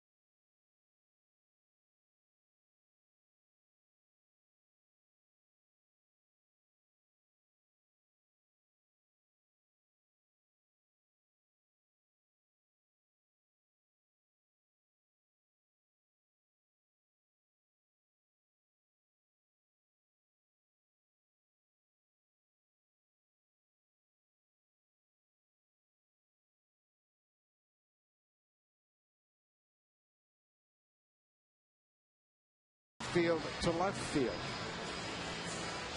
Dwayne Wise came on as a pinch runner for Lyle Overbay. He will take over defensively in right field. And Adam Lind, who started in left field, will take over at first base. And the new pitcher will be Casey Janssen, coming on to work the top of the 6th inning here. Cedar Gaston looking for a couple of innings out of his reliever, Casey Janssen. There are his numbers: 4-0 in 26 games out of the bullpen. Opponents hitting .275 against Casey.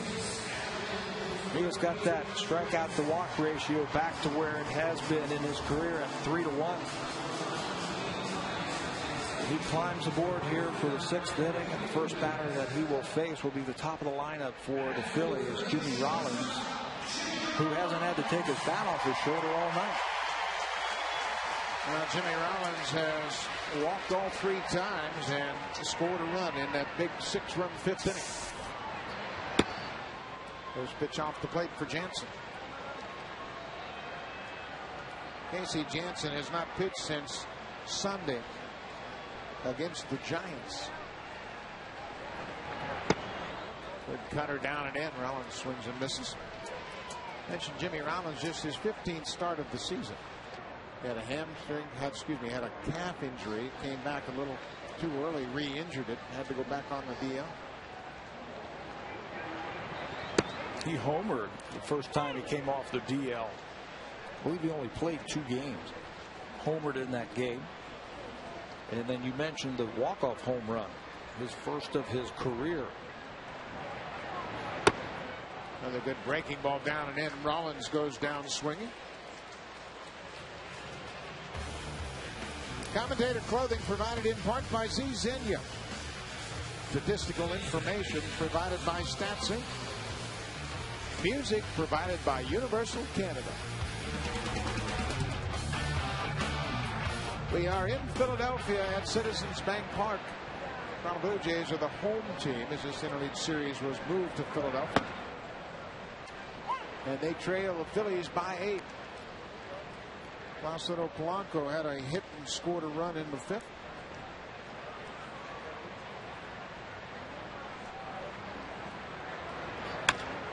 Grounded towards second. Aaron Hill is there. Polanco is retired. Jesse Litch worked 4 innings plus 4 batters. This pitching line brought to you by MLB 10, the show only on PlayStation. Didn't have the command or the life to his pitches that we saw his last time out against the Giants. 6 earned runs, 7 hits. Walks were a problem tonight for Jesse. 4 of them in the 4+ innings that he worked. Well, and you just have to consider it's his 3rd start coming off the disabled list. And Senior Gaston knows it could be a little roller coaster ride early on before Jesse gets his feet underneath him. Chase Utley had a 2-run single in the 5th. Driven in 36 now for the season.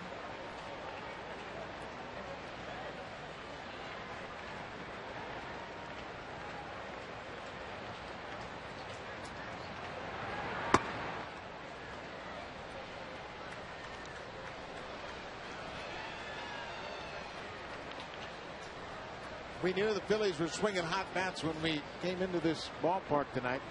Mentioned how many runs they've scored recently. They're really starting to heat up. And it's a tough lineup to work your way through.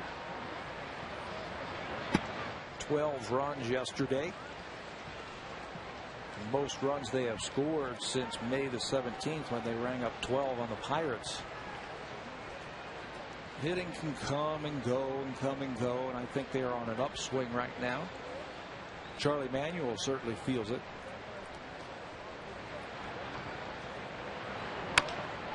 Sharply on the ground.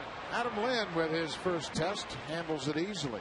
Casey Jansen has a good inning in the 6th. The 1-2-3-6. Blue Jays got a lot of ground to make up.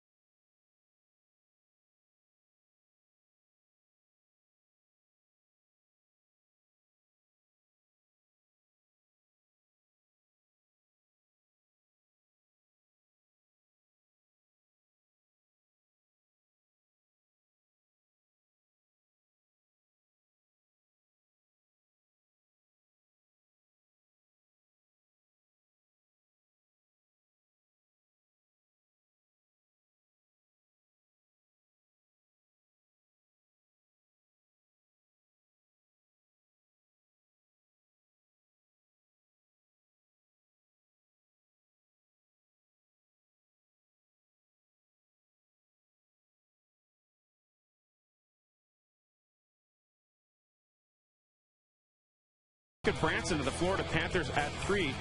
Be sure to join us for our Hockey Central NHL Draft Recap, 11 Eastern, 8 Pacific on the East and Ontario channels to wrap up the entire draft. Again, Taylor Hall goes first, Tyler Seguin second, Eric Branson third to the Florida Panthers.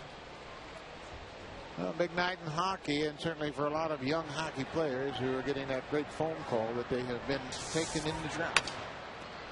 Craig Lewis hits it right back to Holiday, and Roy Halladay retires the first batter he faces here in the 6th.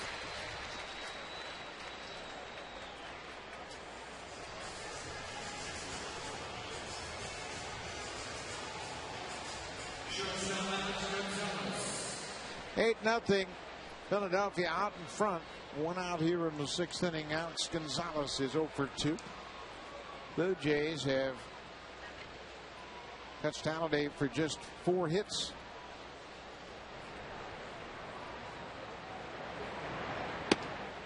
First pitch outside corner.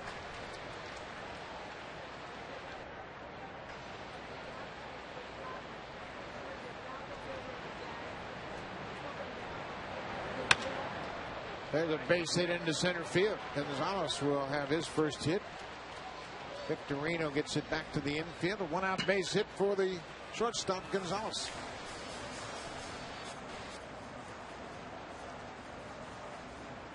So now Jose Bautista will bat. Bautista had a double over the head of Shane Victorino in center. Johnny back into the ball game for Gonzalez. Cito Gaston now going to use his bench to give some of his regulars some time off. They will not have an off day till the All-Star break. 8-0 in the 6th inning. Johnny back into the game, and he'll probably play short.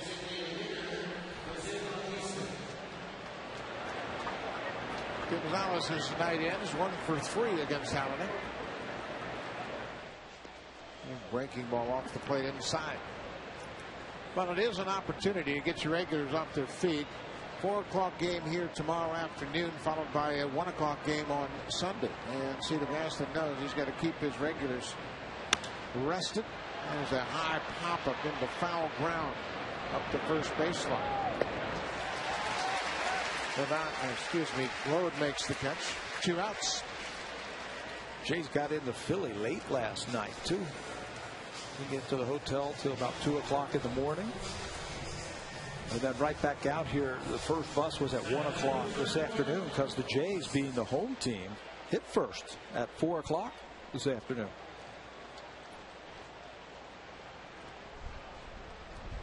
Vernon Wells has popped up twice tonight. Swings and misses the first pitch from Halladay. Mentioned Wells trying to stay in a big part of the field. He did that effectively against the Cardinals, certainly against Adam Wainwright, hitting home runs in his first 2 at-bats. Last night in Toronto. Really staying away from him also. That ball lined into the seats right above the dugout. Halladay with that good cutter, staying away from the power of Vernon Wells.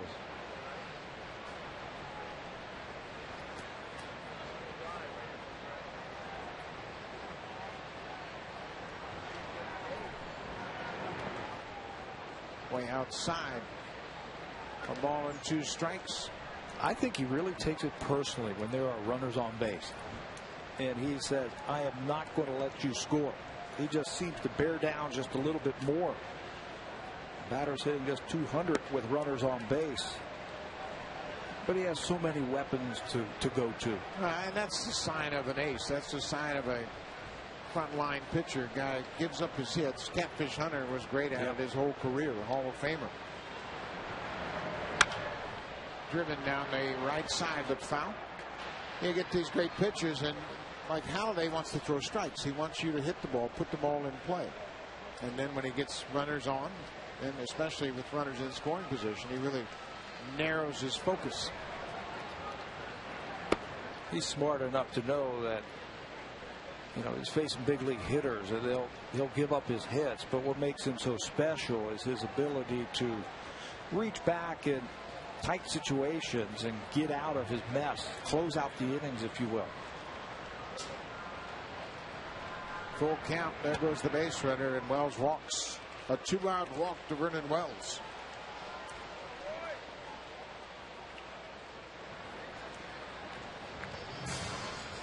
There are 2 runners on here in the 6th.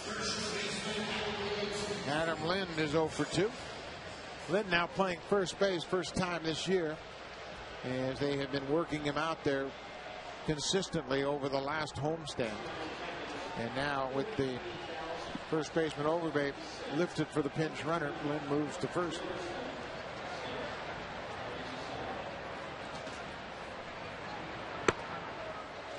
Cut on a fastball and missed. Halladay's had good velocity all night long, 93, 94 miles an hour consistently.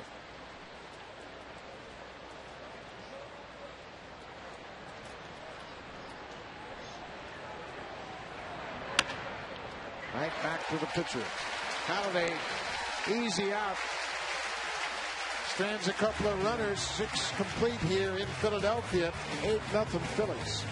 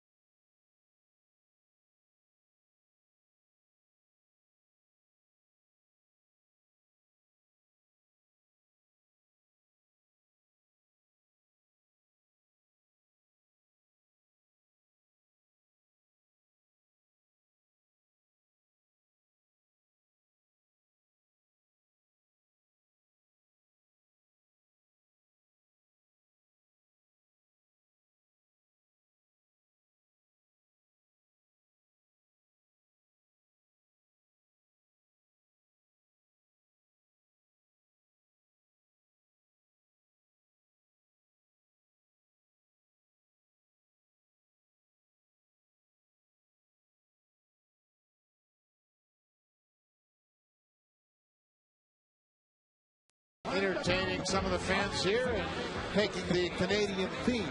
One of the best in all of baseballs, you know, getting on this guy. Hey, they're so stiff. Come on, in America, the way we do it over here is we rock and roll. Let me show you how we do it. There he goes. Work with me, boys. Work with me. Come on. The Philly fanatic. I love him. John McDonald came on the pinch run for Gonzalez. He takes over at shortstop. Ryan Howard takes the first pitch curveball from Casey Janssen. Howard's driven in a run with a single. That came in that 6-run 5th inning.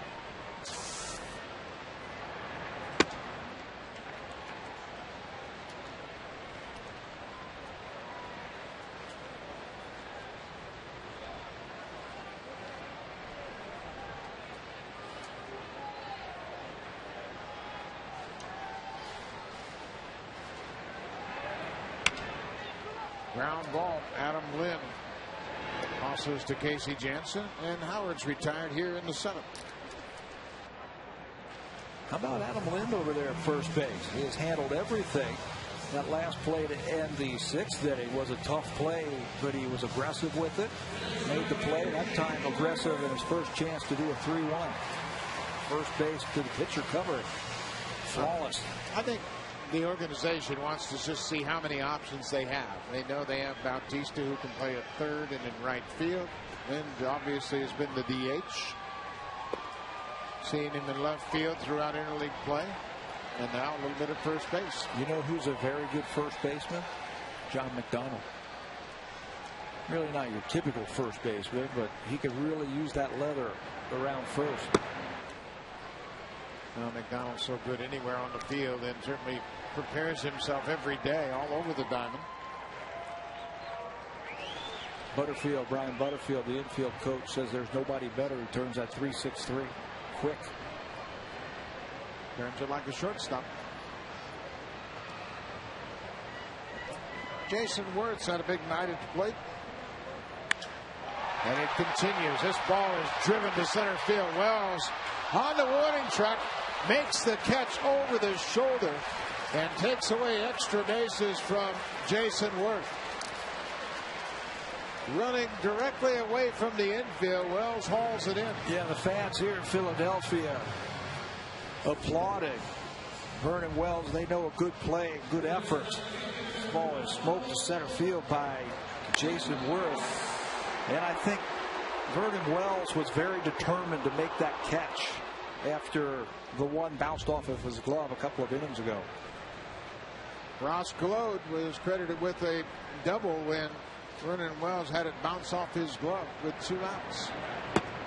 First pitch curveball from Jansen to Raul Ibanez. A single in 3 trips tonight for the left fielder.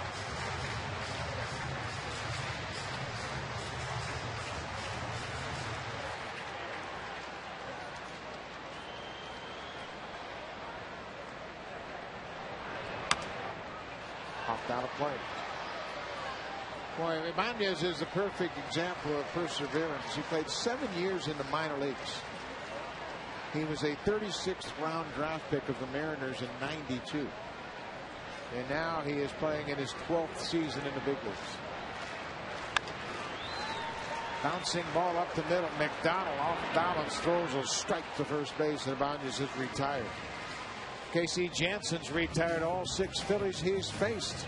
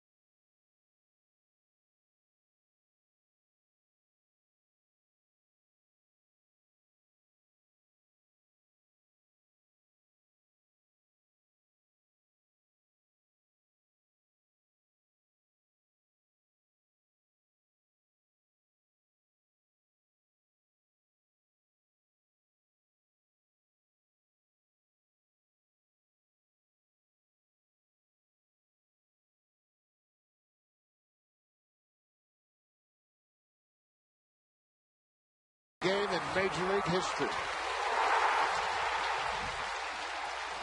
Usually doesn't show a lot of emotion on the mound, but you have to after that. That was sensational. 5th Cy Young Award winner to throw a complete game. He joins Randy Johnson, David Cone, Catfish Hunter, and Sandy Koufax. Carlos Ruiz was behind the plate for Halladay in that perfect game. Halladay struck out 11. It was a 1-0 game, and after the game, Halladay was greeted by his teammates inside. The first thing he said was, "I'd like to thank Carlos Ruiz for calling a good game." Ruiz currently on the disabled list. He suffered a concussion when he was hit by a broken bat, and the barrel slammed into the side of his head. The bat swung by Jason Kugel of the Twins, and he's still having headaches and really having trouble with his vision. Fouled up the third baseline. Hoping to get back by the All-Star break. Yeah, it's a serious injury. He really got clobbered by that broken bat. Swung all the way around Kugel, who's a left-handed batter, and slammed into the side of Ruiz's head. He had a helmet on. He wears those batting helmet underneath his mask. Strike 3 call. Halladay strikes out Aaron Hill to start the 7th. Only the 4th strikeout by Halladay tonight. One thing we have noticed about Roy tonight, not the usual ground ball outs that we usually see when he is on the mound.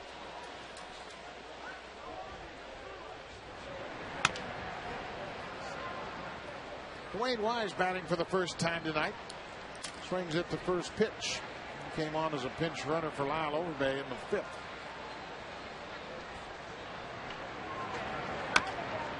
Another ball right in on his hand. That's a foul ball called by home plate umpire Dan Bellino.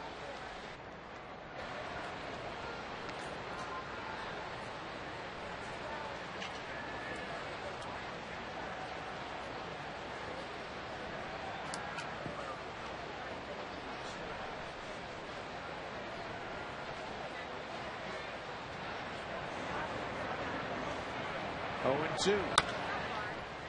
Now up the first baseline. One thing about Halladay, boy, he gets into a groove and he will stay with that until you prove you can hit it. We saw him do that to Fred Lewis. Stayed right in on his hands his first 2 times up with that cutter. You're right. He does his homework, prepares like nobody else, and if he finds a weakness in your swing, he is going to try and exploit it.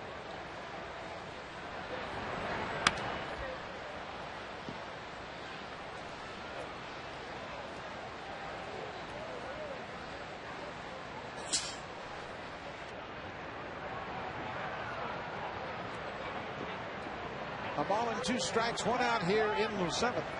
And Halladay took too much time.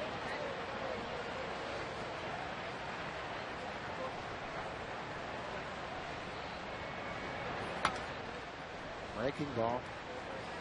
Wise stays alive. Has tried a little bit of everything against Dwayne Wise. Wise not striding, just trying to throw his hands at the ball to keep his at bat alive. Really making Halladay work. Out over the plate. Osgood gloves it and steps on the bag. Wise is retired. We talked about Halladay making a transition on the left early in his career, on the right this year. More upright. Watch the arm swing way back. Now he ducks down and uses his legs just a little bit more. But watch the release point. This is the biggest difference. Look at the head and the body on the left, off balance. More straight up and on the side on the right. That helps him to keep in the lanes and go straight towards home plate. Takes a lot of pressure off that arm. Halladay came up to the big leagues and made 2 starts in September of 1998. John Buck with a base hit through the left side.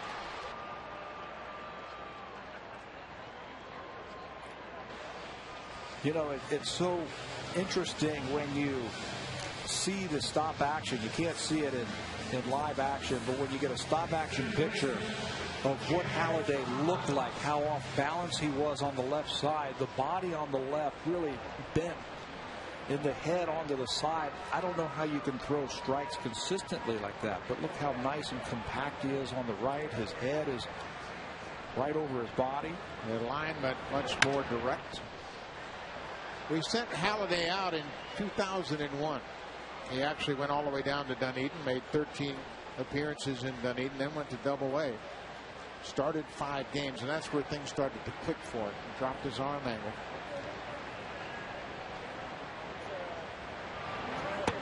We had Todd Green in spring training, and he caught Halladay a lot that spring in 2001.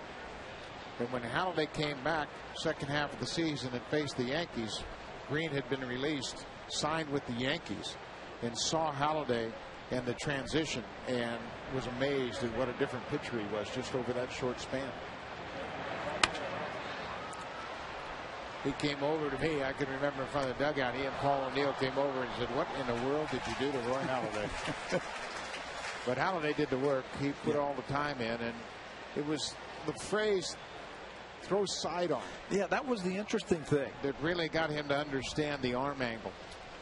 But, you know, obviously been a different pitcher since then. Pulled on the ground. Polanco to second base for the force out, and Hochbauer is retired. Halladay has completed 7 innings. He is shutting out the Blue Jays on 6 hits.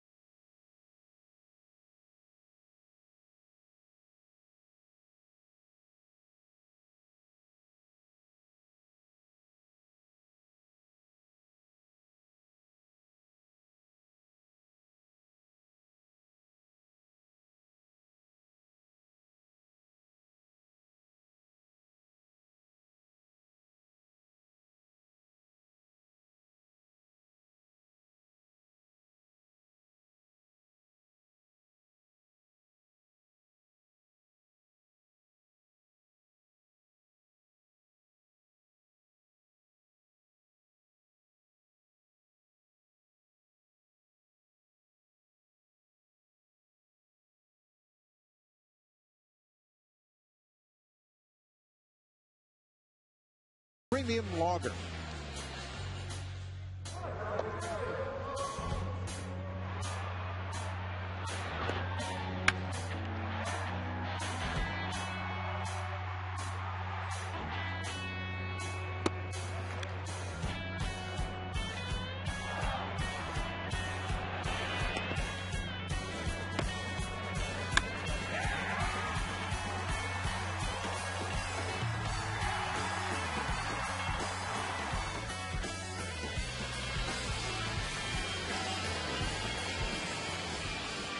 New pitcher for the Blue Jays will be left-hander Brian Talent coming on after Casey Jansen had 2 good innings of work. Talent will come on here and pitch the 8th inning. This appearance can't come soon enough for Brian Talent. Worked 5 days ago through 1/3 of an inning. Did not have a lot of success, so he's been sitting around waiting for his chance to come back and redeem himself. Nothing like that. Come back in there and get on a good roll. Pitched on Sunday against the Giants and was tagged for 5 runs on 4 hits. Casey Jansen retired all 6 batters he faced. Shane Victorino, the center fielder, will face Talent.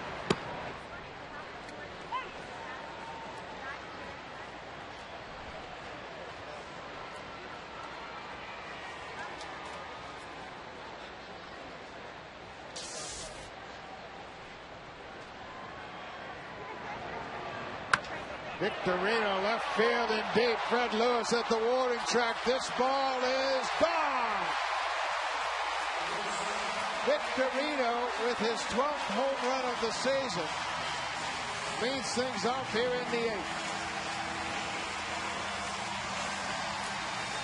Victorino's got a lot of talent.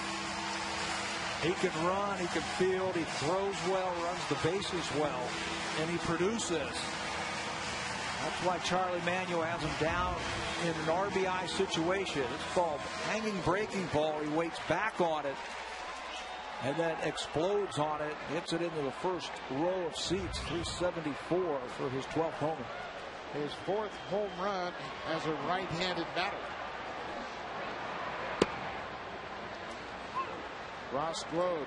Big night for Gload. Gets the start at first base. Single and a double. He's driven in 4.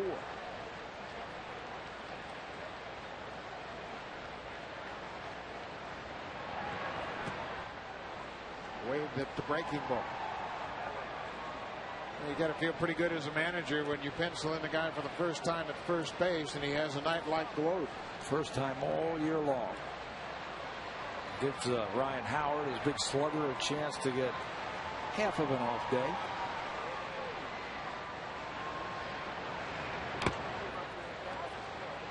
Fouled off.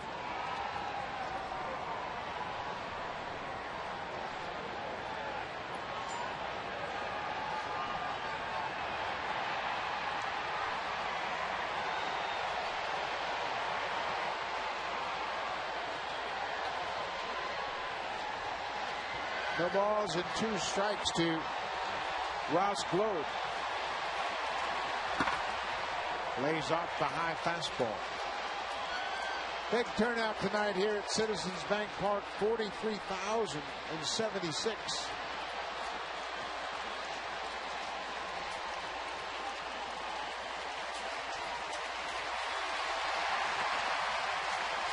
This game was on the schedule originally as taking place in Toronto.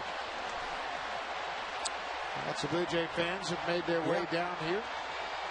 Saw a bunch of them before the game today saying, get me on TV. Show the fans. They left last night at 1 o'clock in the morning, about 12-hour bus ride to get down here. 2 balls and 2 strikes. Nobody out here. Top of the 8th inning. Phillies scored a run in the 2nd, a run in the 4th, and then broke loose with 6 in the 5th. And they've added a single run here in the 8th.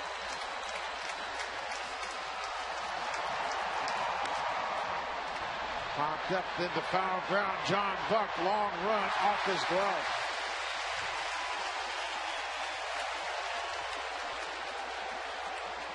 That ball goes up. It's got backspin on it, and when it starts to come down, it just keeps going away from him. That's why you see catchers turn around to catch the ball. He didn't have time to do that. It just kept pushing away from him and right off the end of the glove. Keeps the at-bat alive for Globe.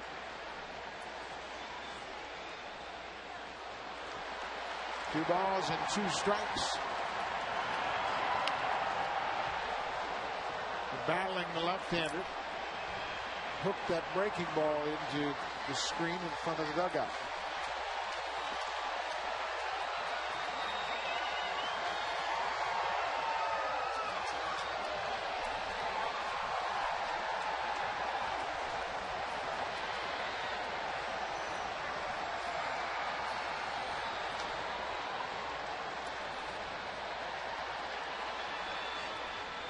Another 2-2 pitch from Tetlett.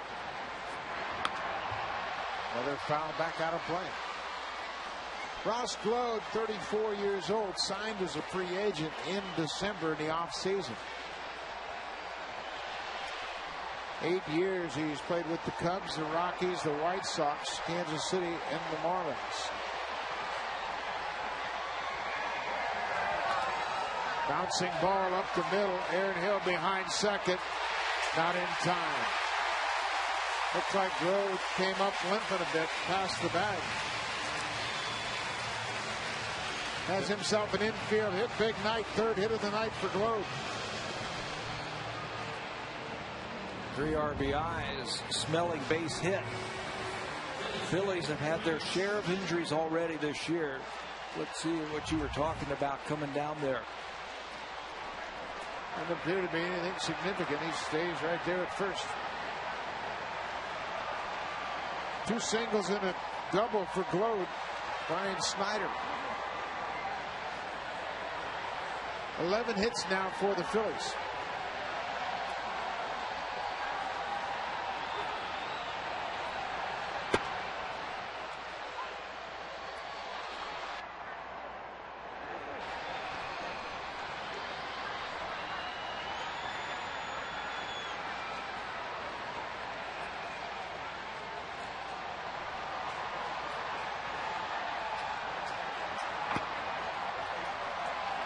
A ball and a strike.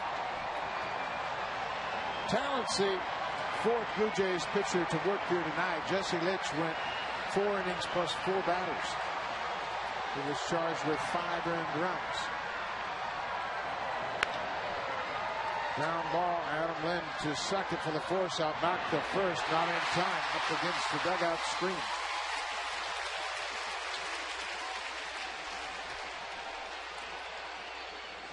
Reliability, resale value, and race-proven innovation. Get it all with 0.9% financing on our most popular models. Right now during the Honda Checkered Flag event. 1 out here in the 8th inning. Phillies have scored a run here in the 8th on a solo home run off the bat of Shane Victorino, his 12th of the season.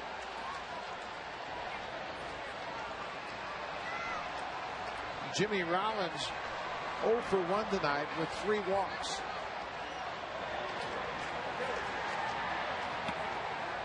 Swings and misses at the first pitch. First time Rollins has hit right-handed tonight.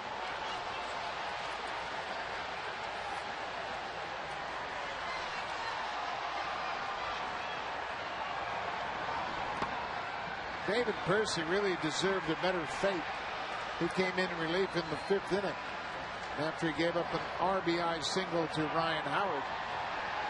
He walked Worth, got Banez to pop up, Victorino to pop up, and it looked like he was out of the inning.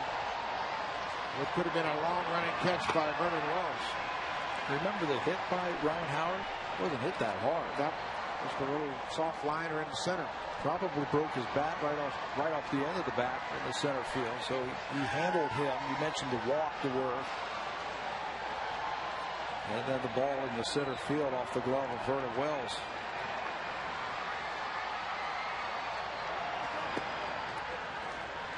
Two balls and 2 strikes on Jimmy Rollins. Yeah, that was the backbreaker. That cleared the bases. Yep. 2 runs charged to Percy. That was another run charged to Jesse Litch also.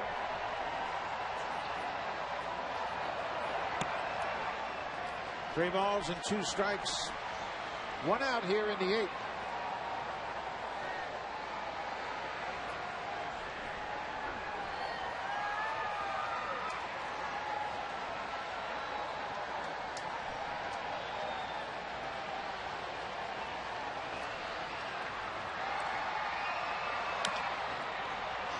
Bounce foul. The Phillies are reminding everybody around baseball just how good they are in the second half of the season. So you know what, we're not healthy. Cole Hamels starting to throw well. We'll see him tomorrow. Jay Happ not healthy yet. Anxious to get him back on the active roster. Another foul ball down the third base line.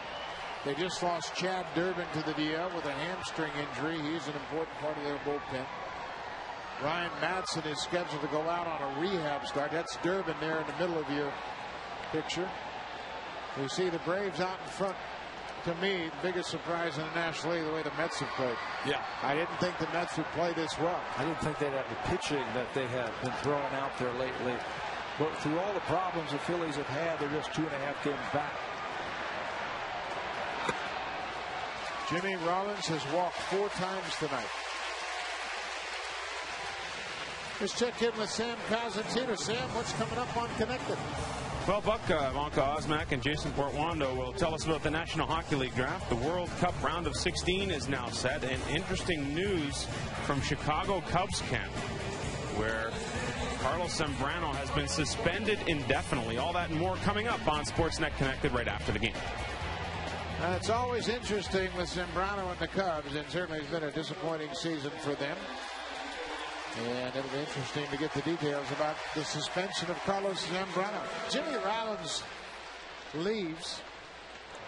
4 walks tonight, 0 for 1 officially. Wilson Alvarez will come on as the pinch runner.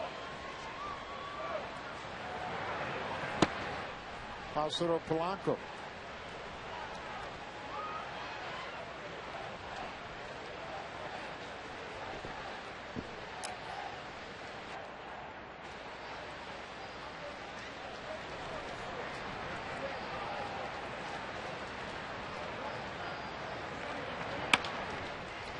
Third base, Hoffbauer. Second base, Hill. First base, Polanco has hit into 3 double plays tonight.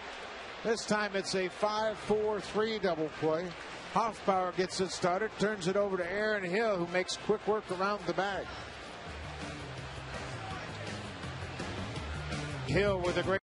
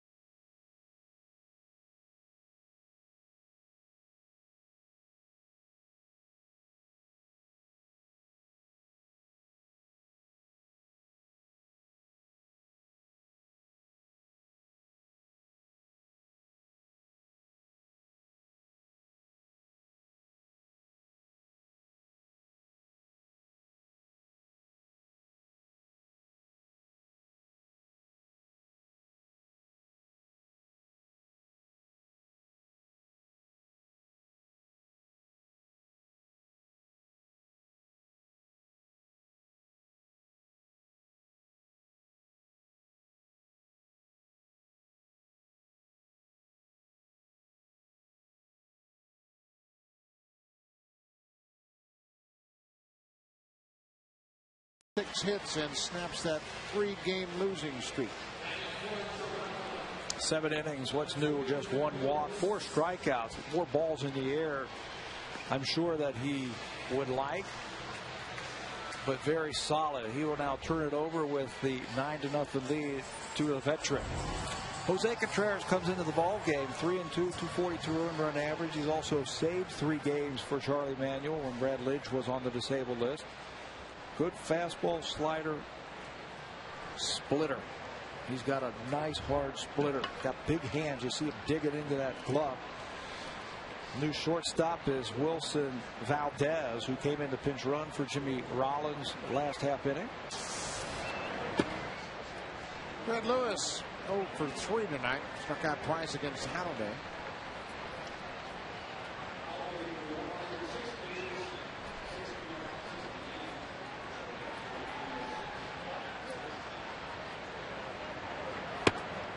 There's a strike. A ball and a strike to Fred Lewis, leading off the 8th. It's funny where you will find pitches. Jose Contreras has come in and done a good job for the Phillies. They weren't expecting that from him. Fred Lewis splits the outfield as Victorino over quickly to cut it off. Holds Lewis to a long single.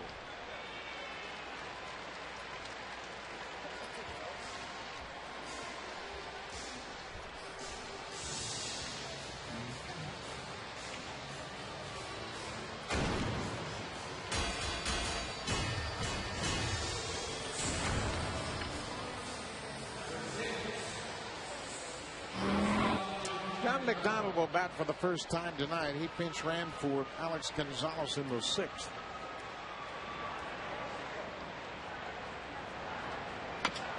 Swings at the first pitch. McDonald had that very emotional home run on Father's Day after returning to the ball club with the passing of his father. And his father had told him, hit your next one for me. Yeah.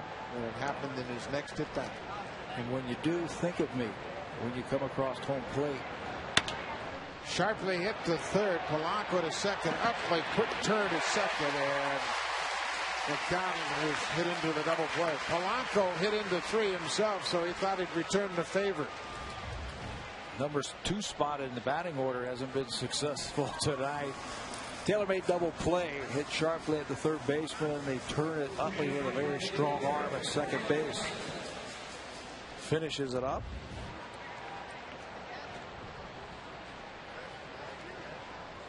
Contreras now will work to Jose Bautista.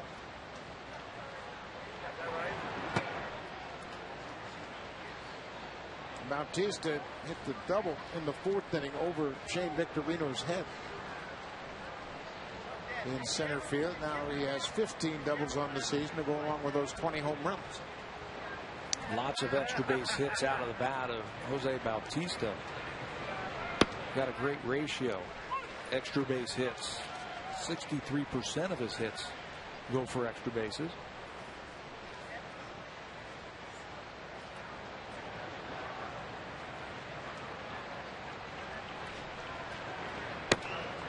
Right on the corner with a fastball at 96.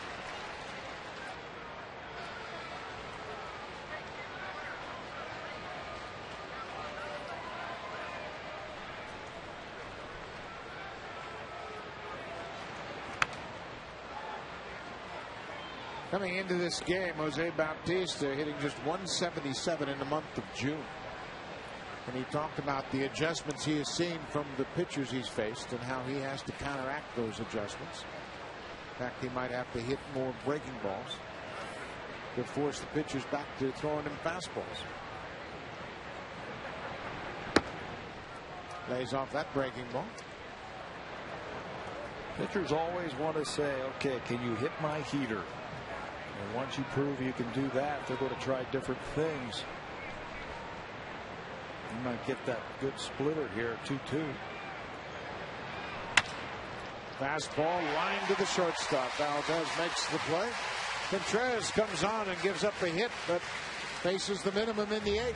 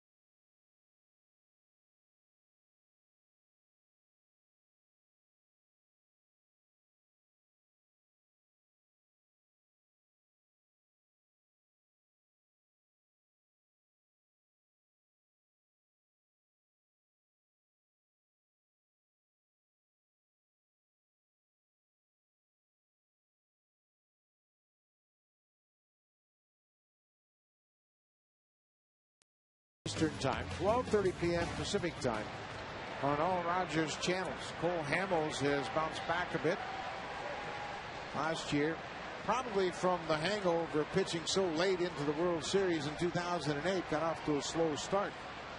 Different story this season. It's been a theme, hasn't it, the last couple of years with the extra round of playoffs. Pitchers that go that long, young pitchers, they seem to have a year off before they really find it again. We saw that with Garza and Shields of the Tampa Bay Rays that the Phillies played in 2008. Took them a while to get going in the next season. Ryan Talon, his second inning of work, evens the count to Chase Utley, a ball and a strike.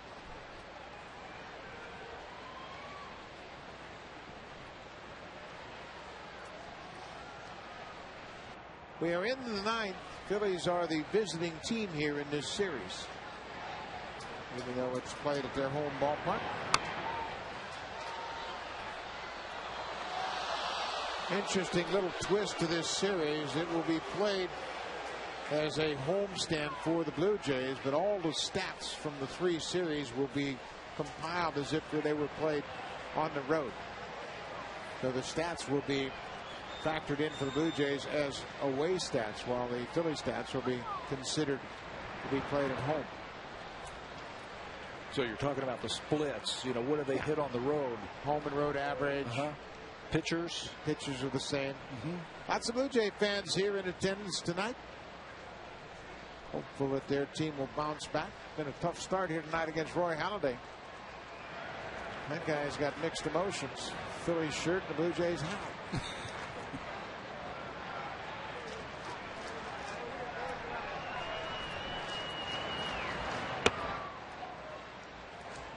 Three balls and two strikes to the leadoff batter, Chase Utley, here in the ninth. Utley had a two-run single in that fifth. He's up to 36 RBI this year.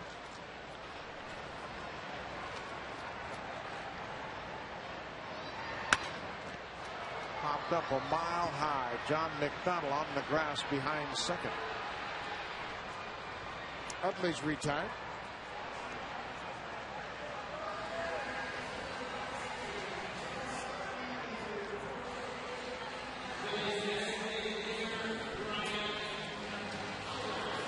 So Ryan Howard has been the DH here tonight. He'll step in with one out. National League Rookie of the Year in 05, MVP in 06.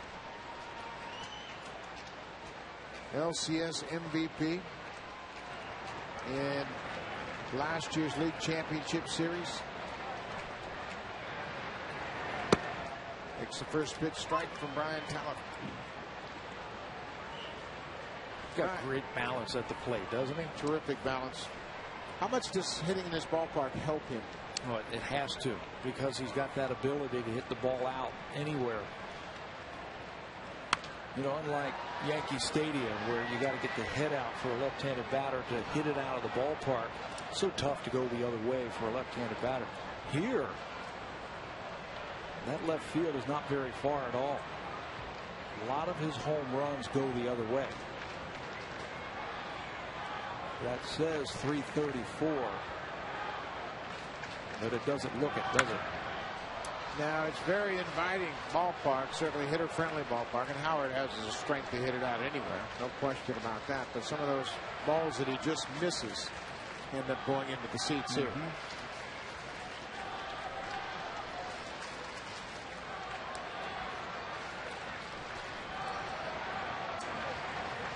Breaking ball the way.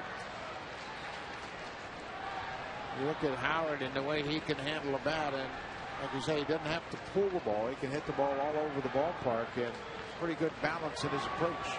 For a slugger to have the most hits to center field, that tells you he stays on the ball nicely. Doesn't overcommit, doesn't fly out of there. And the outfield defense of the Blue Jays reflects that. I mean, you couldn't be more straight away than they are facing Ryan Howard here. When it comes to the outfield, right? Right. Pull happy on the ground. Good pitch away against Ryan Howard.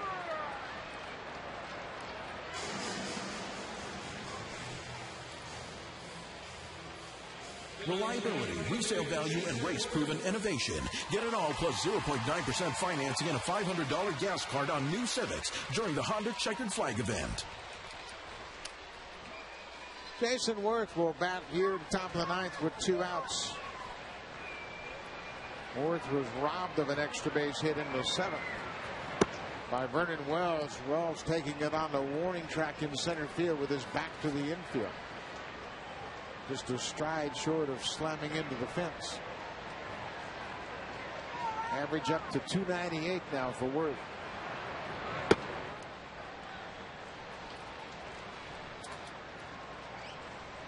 Worth's an interesting free agent at the end of the year. Certainly become one of the premier run producers in the National League. You know, he does other things well, though. He plays a great right field. Got a good, quick, accurate arm. Runs the bases well.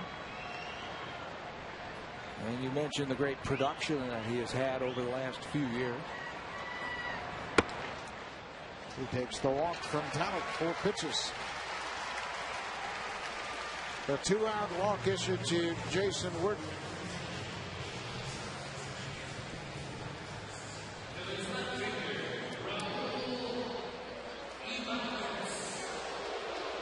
Raul Ibanez, 1 for 4 tonight.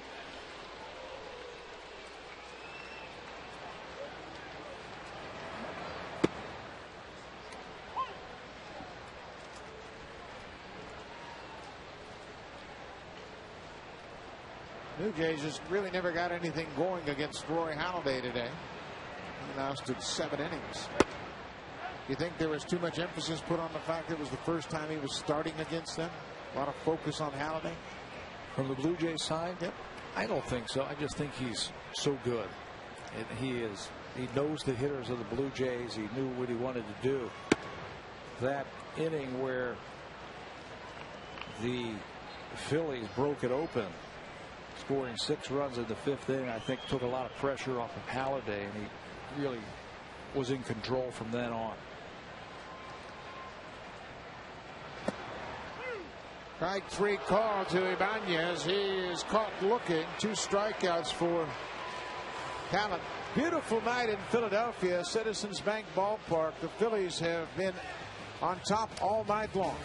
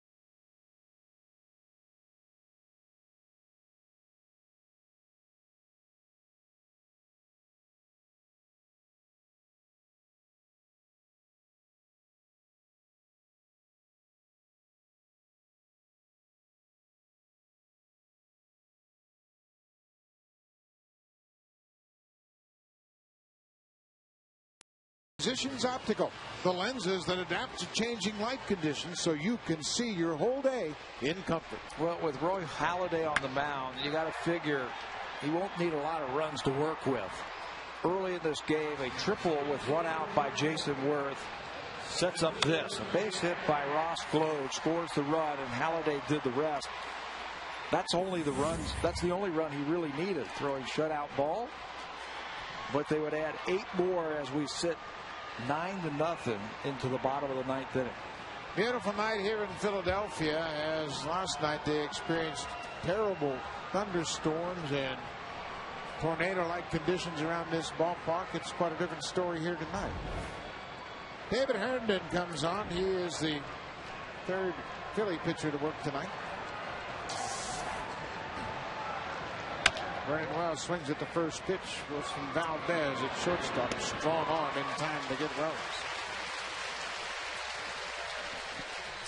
1 down here in the 9th.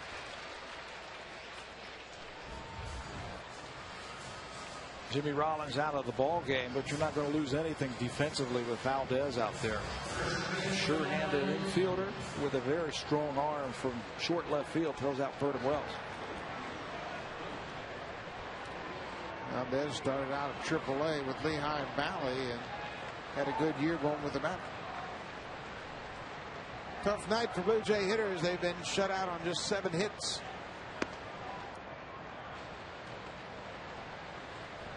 Adam Lynn's got a chance to play a few innings over at first base. Took over defensively in the 6th. Cito Gaston was able to get some at-bats for some of his bench players. Some innings from some of the relievers. Percy, Jansen, Brian Talley. Well, you can see the look on Cito Gaston's face. There's nothing good about getting beat 9-0. And you can rest your players and all that, but he is a competitor and he wants his guys to come out and compete, especially playing top-notch teams like Philadelphia. You know, and the respect that he has for Roy Halladay, you know he wanted to beat him because he has so much respect for him. Absolutely. You're going to be the best, you got to beat the best. Sharply hit on the ground. Utley with the backhand. Good throw right on the money to retire Lynn. Well, you talk so much about Utley's bat, but you can't forget what a good second baseman he is. He is quick around second base. He's got a lot of range and good hands. That's a tough play, and quickly and accurately gets the throw over the glove for the second out. Brandon Phillips has won a Gold Glove in the National League for the Cincinnati Reds. Utley should be right there also. It's very good.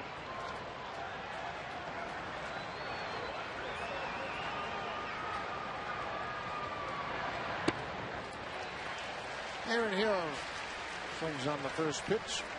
Utley has started the All-Star game 4 straight years, and he's been the Silver Slugger winner the last 4 years. Still looking for that first Gold Glove. Breaking ball in there, 0-2. Blue Jays down to their final strike.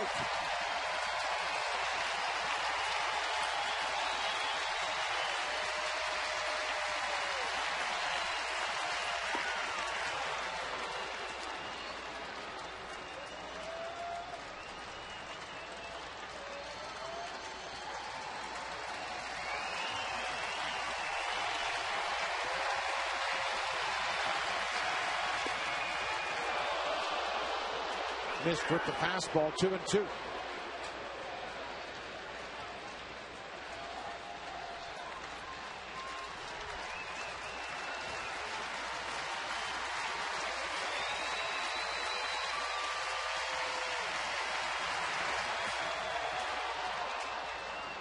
Bill stays alive. Phillies are still down a couple of guys in their bullpen. Ryan Madsen, the setup pitcher, yet to go out on a rehab assignment. That'll probably happen on Sunday.